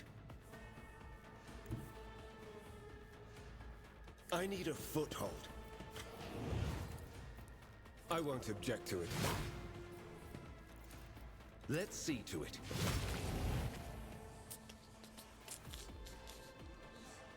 Bum, ba, bum, bum, bum, ba, bum, ba, bum.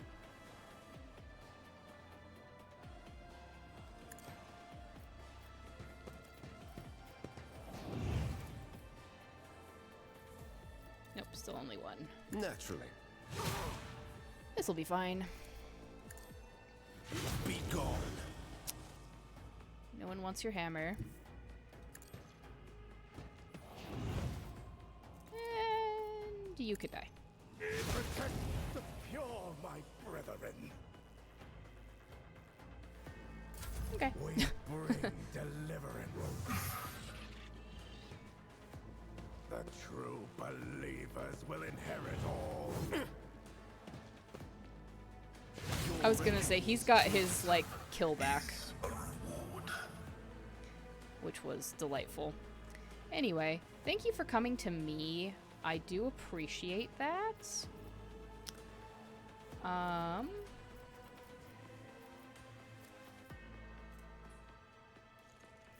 Let's move my servo skulls. Setting target parameters. Protect familiar unit. The scriptural prognosis is favorable. Ba, ba, ba, ba, ba. Request. Yes, yes, request approved. Excellent.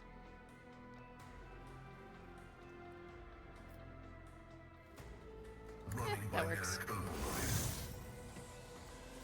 override. Cool.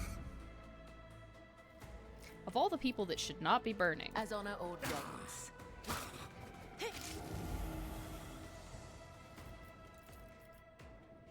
The shadows will see it done. I need to re-equip you, Cabela. ASAP. Killing Mere pain won't brings stop me me. no pleasure. Oh, it just... he just died. It's fine. He bled to death. Alright. I'll make it happen. Doing piercing shots.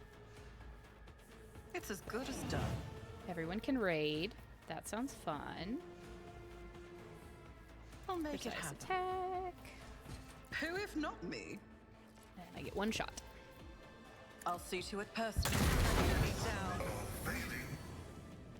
You're fine. Prometheum leak. Well, I don't have any prey, so that's not useful to me. Who's left alive? You?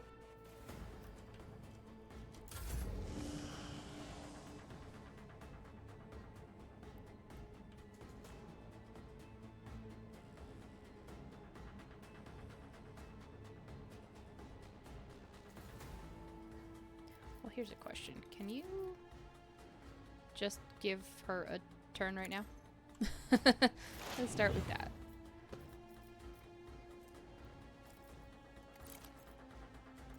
Swap my weapon kit.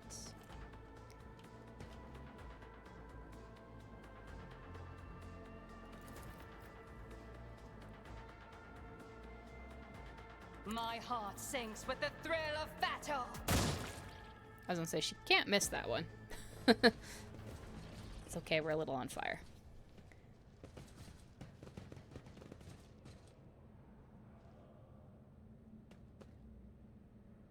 Why did the ground pulse with blood? The battle is over, and silence descends once again upon the chapel. Flakes of ash roll quietly in the air before coming to rest on the blood trickling slowly across the floor. I tried to do this without Delth. He wouldn't let me. You want to see this, Dominar Araceli? Cabela leans over the confessor's body and slices off the edge of his collar with her blade, revealing a tiny scar on the back of his neck. It looks just like the one the captured worker in the plasma drive chambers had, except that this one clearly healed a long time ago. Yep, we knew that was happening. So he was connected to genetic aberration as well. Delightful! We now know much more about the enemy. Cabela ponderously runs her finger along the flat of the blade. About just how deep the poison of conspiracy runs within the veins of your ship. But the blood-spun web has wrapped itself around its base too tightly, and Nemesite can no longer hope to escape. Also, the fact that they're calling themselves Nemesite, it just doesn't sound like a savior word. That sounds like a creepy critter. Her ruminations are interrupted by a furious hiss. Sarabak snarls a curse through her teeth and spits at Adalbert's smoking remains. Her left arm hangs limp and her face is mangled by shrapnel. Lord Captain, we have a prisoner. She points her weapon at the man standing hunched over in pain. Permission to finish off the cur.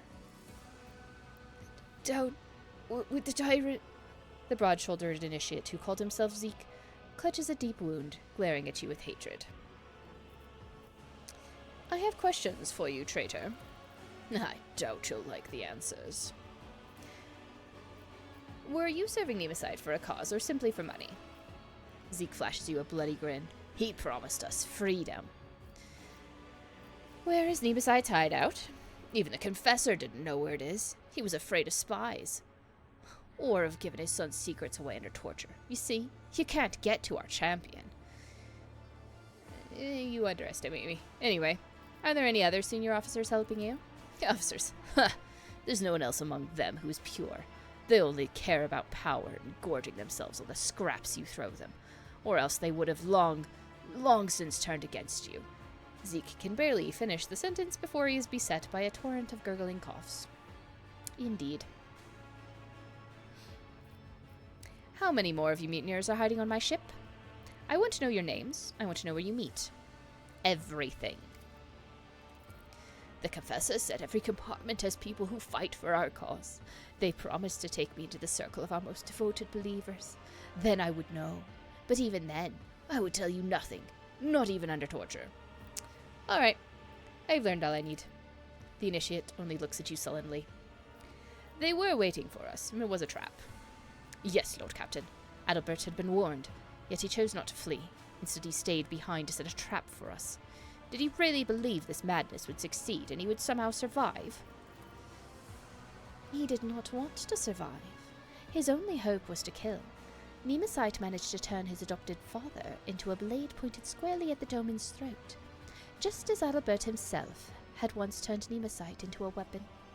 Neither of them feared death. Too much evidence points to Nemesis being a Kelermorph, a special Xenos unit bred for subversion. A Kelermorph utilizes the discontent of the masses and incites them to revolt, with the end goal of removing local rulers loyal to the Imperium and installing gene-stealer cultists in their place. This creature wears the mask of a populist leader, one who inspires the mutinous rabble. It will not stop until one of you is dead, Arceli. Excellent. I knew that. Well, I didn't know it was called a Kelermorph, but, I kind of figured it was a him or me situation. I also was fairly positive that there was mind link shenanigans going on. Otherwise, people might have actually listened to reason. The fact they're not listening to reason means their brains are broken. Now let us decide what to do with our surviving traitor. Do not kill him in vain. Cabela shakes her head. Those who follow the tenets of the web know that, just as we serve death, so too does it serve us. Allow the death of this man to become an instrument in your hands, Dominar Arceli. Pass off the traitor's body as that of the Nemesis. Instill fear in his supporters. The enemy will be forced to act to undo this deception, exposing himself in the process. Yeah, sounds good. We'll do as Cabela proposes. We'll make certain that the lower deckers believe their hero to be dead. We'll leave the body to hang for a good long while, in the hopes that the mutineers may rot along with the corpse.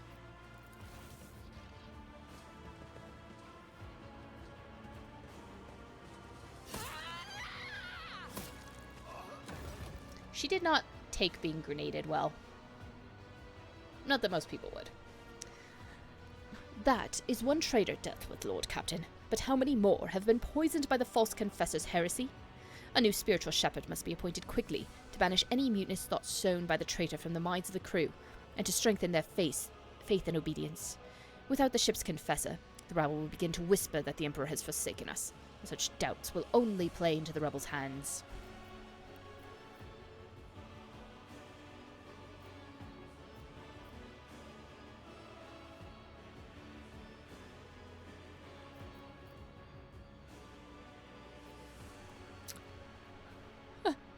Ah, shit. I could... If I was playing the Chaos route, Heretical route, I could totally just put a Chaos Priest in here, right? However, I feel like find a loyal crew member who's known for strength of their faith. We do not want any outsiders. They're not going to be welcome, and it won't be... I want someone from my peoples. As you command, I will order the chapel to be restored as well. Gloriam Liberatum gained the ability Blessed Shields. Well, I assumed it would give a thing, but that's cool. Also, as I'm trying to do this all like blind, I don't really... whatever it gives me is whatever it gives me. I will send agents to every deck, the next time Nemesis rears his head, which I'm certain will happen sooner rather than later. We will be one step ahead of him, and not the other way around. Okay. Zorobak staggers away, and your gaze turns to the motionless Cabela, staring at her own reflection within a pool of blood. Is something wrong? I am thinking about Nemesis, my adversary. The more I learn about him, the more I see a vague reflection of myself. A twisted reflection, perhaps, but all too familiar. Like me, he was forced to tread the path of servitude from an early age, stripped of anything that might stand in the way of duty. A champion and a zealot left with nothing but an idea, forged and tempered by his mentor.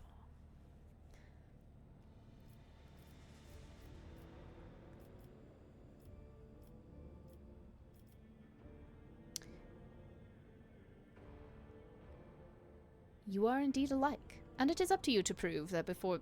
Why are there tentacles in my chapel? You are indeed alike, and it is up to you to prove before the God Emperor's gaze that the tenets of the web are stronger than whatever Nemesis believes in. Yes, Dominaricelli, your words echo through my soul, and we are in accord.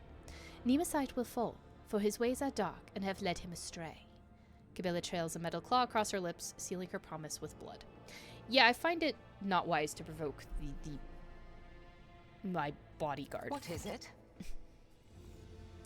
But of critical importance. What happened to your other sword?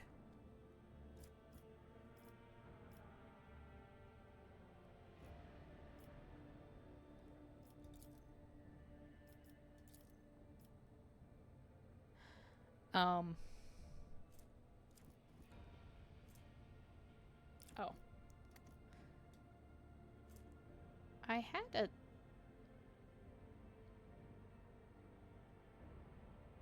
She's got... She must have... There must be better swords. Type?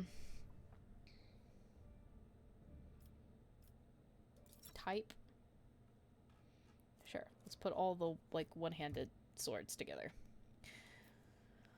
Okay. What do we have? She can't have that one.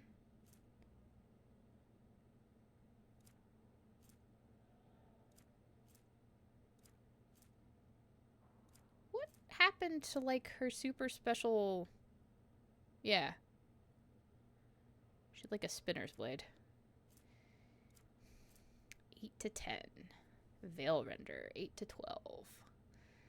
Well, that seems better. Serrated Greatsword. That's a two-handed weapon, though. What if I gave you Veil Render, too? Are there just not better... Is it just because she doesn't have high strength? Those kind of look like the best, almost the best stats I could get.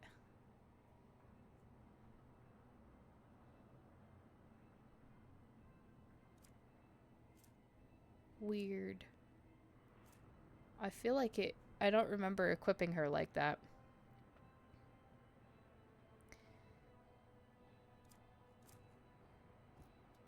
Unless I thought it was a two-handed sword. Or it used to be a two-handed sword?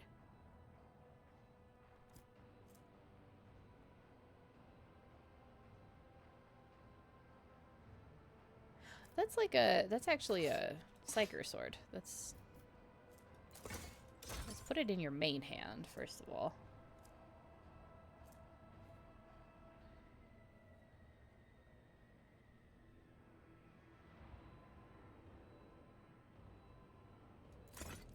Sure. I think that that's better than her spinner. Although...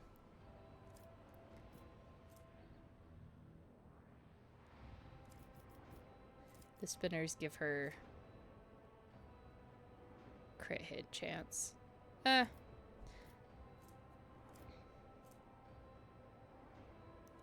Guess we'll leave it where it is for now. It seems okay. Alright, everyone. The time has come to collect the corpses. Enemy finder?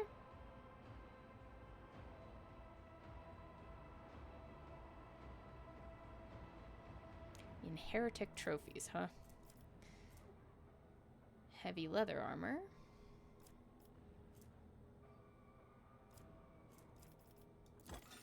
Probably only need one of those for now. Fiery Retribution.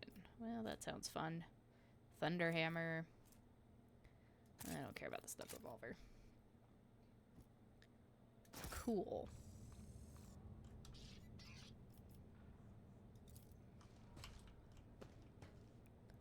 Let us touch the thing. You recite a prayer, the one you remember best.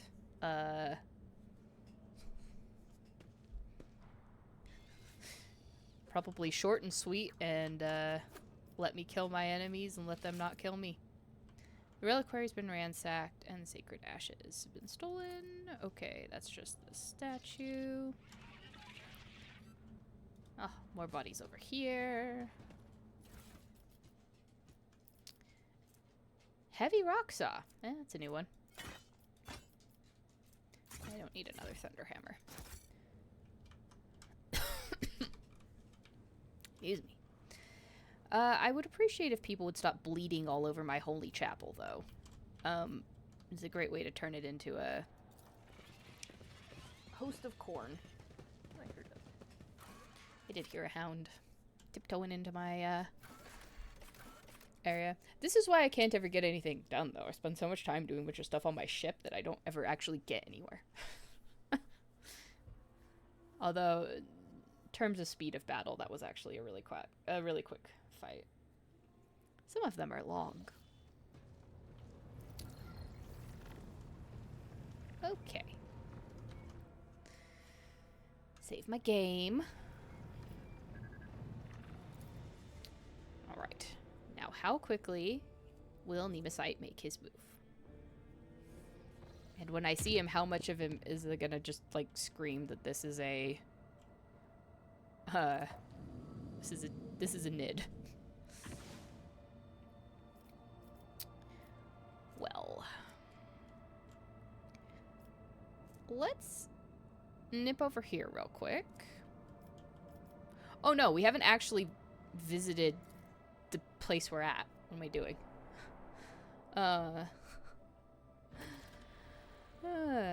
Anyway. Board the Heartless, huh? Don't mind me. Going to do other things first.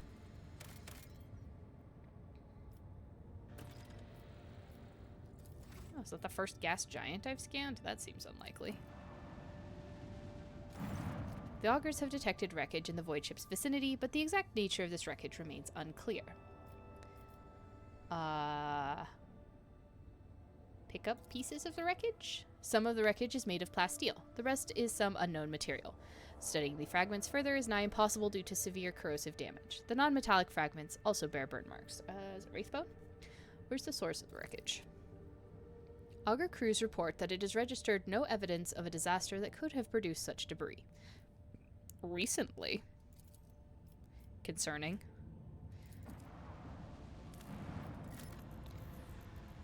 What do you have? More plasteel. Don't need it.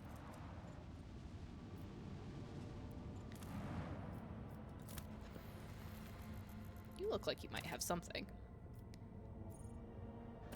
Smuggler's cache? Sure. Oh, yes. All the medkits. I do approve.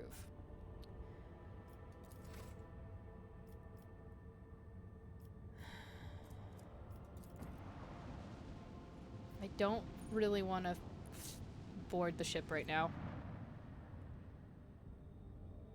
Huh.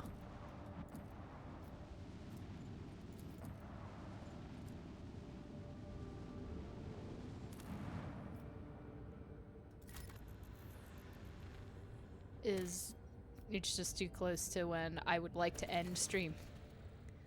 The crew has discovered a hidden valley littered with thousands of animal skeletons. Augur data suggests that some kind of sleeping gas vents here. It's likely the animals either don't realize that they're headed for a deadly trap, or even come here to die on purpose.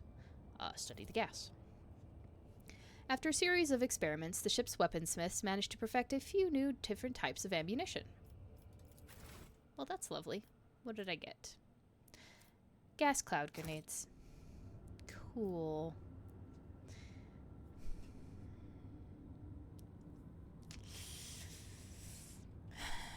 Yeah, I think...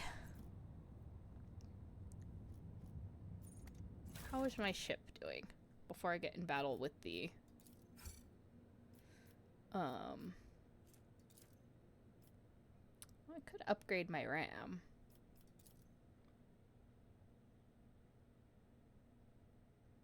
Everything looks like it's fully good. I don't really RAM. I think I'm gonna save to upgrade my hull.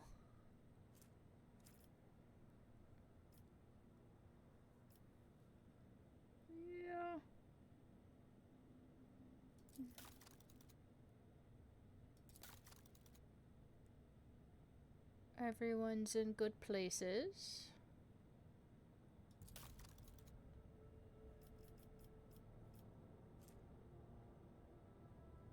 Yeah, that's what educated labor got me.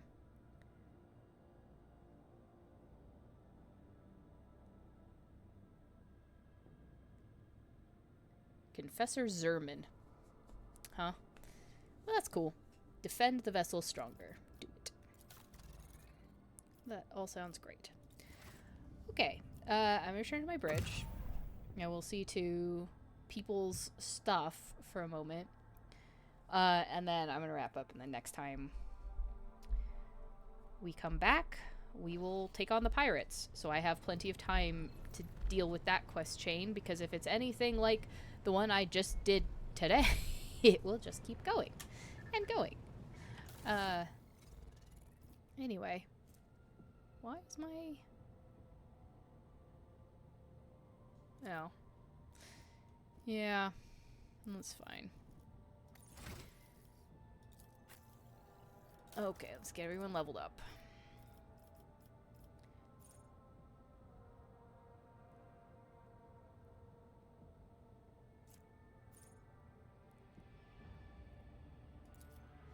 That would help.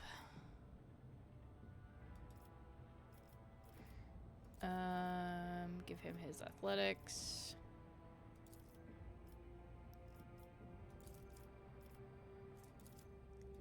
And some strength. Alright, Adira.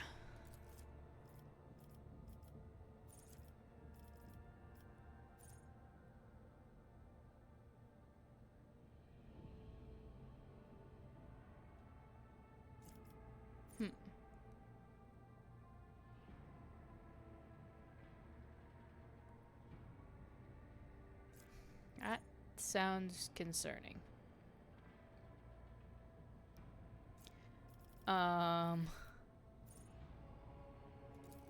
Sure.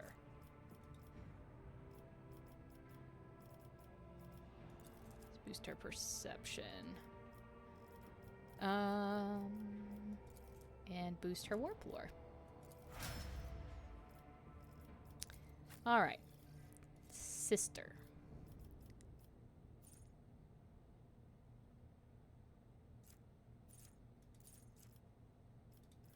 That's useful.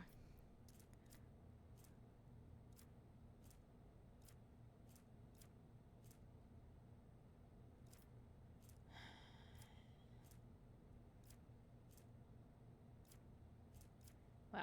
You don't really know anything about the about the Imperium. That's good. Sure. Boost her awareness.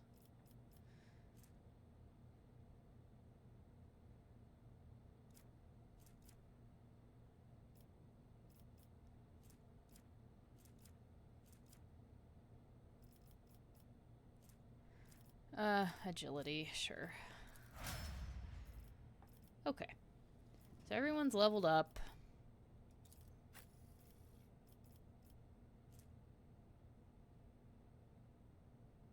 I do wonder why we have this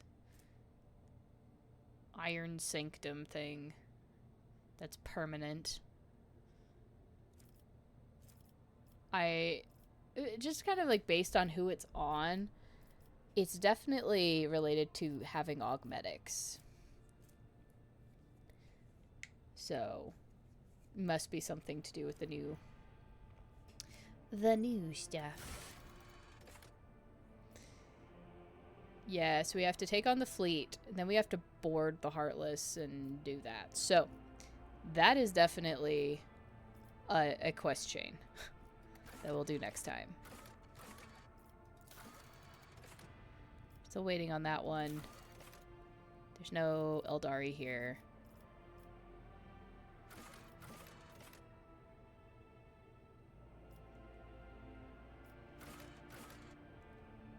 This is definitely the new, the Necron symbol. This is definitely the new DLC that I was not intending to play, but, you know, since I already was doing the other ones anyway, kind of threw it in here. That's, yep. Cool.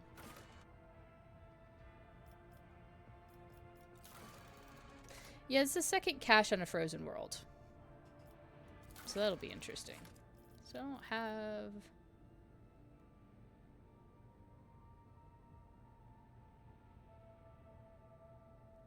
Yeah, I really want to do this, but I need more weapons. Think I'd have enough. Well, anyway.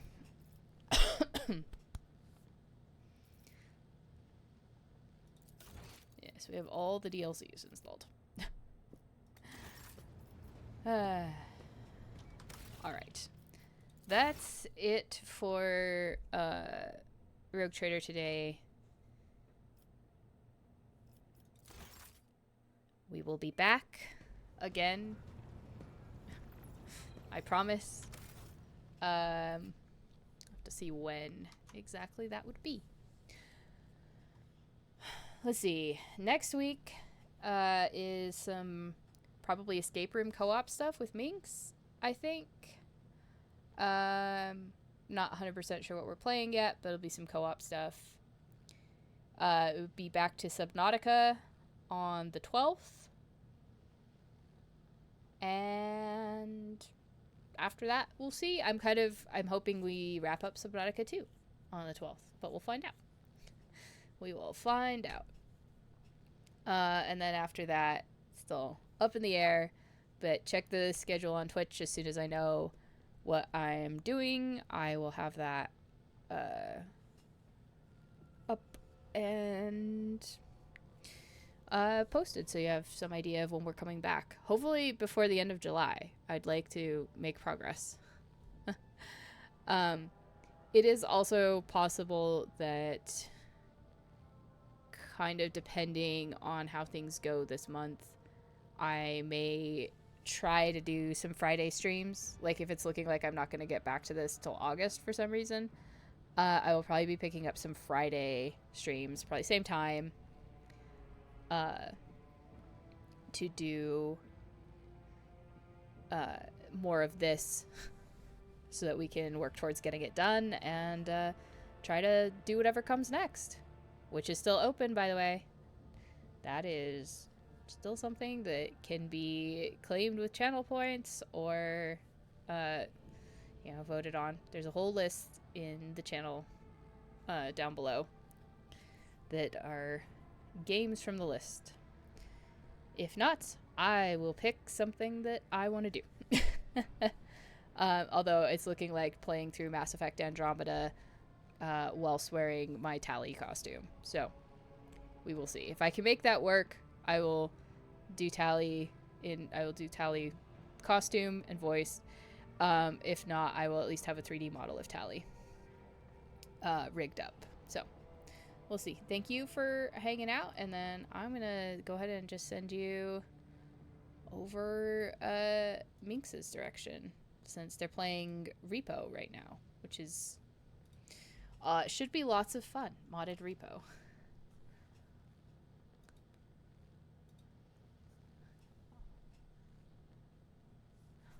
Yeah. And just because it's fun, I'm actually going to raid you into Bungie's channel.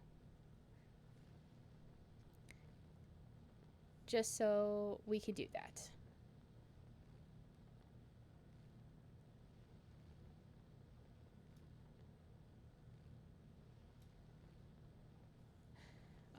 Because I think he's trying to do more streaming and he could really use some support. So I'm going to send you over to him instead of Minx directly. Not that there's, too many people, but I hope you all have a fantastic week and catch you guys next time, or next time I'm doing Rogue Trader. Either way, I'm glad you guys are able to show up. So, yeah. Fantastic week, and good luck with everything. Bye.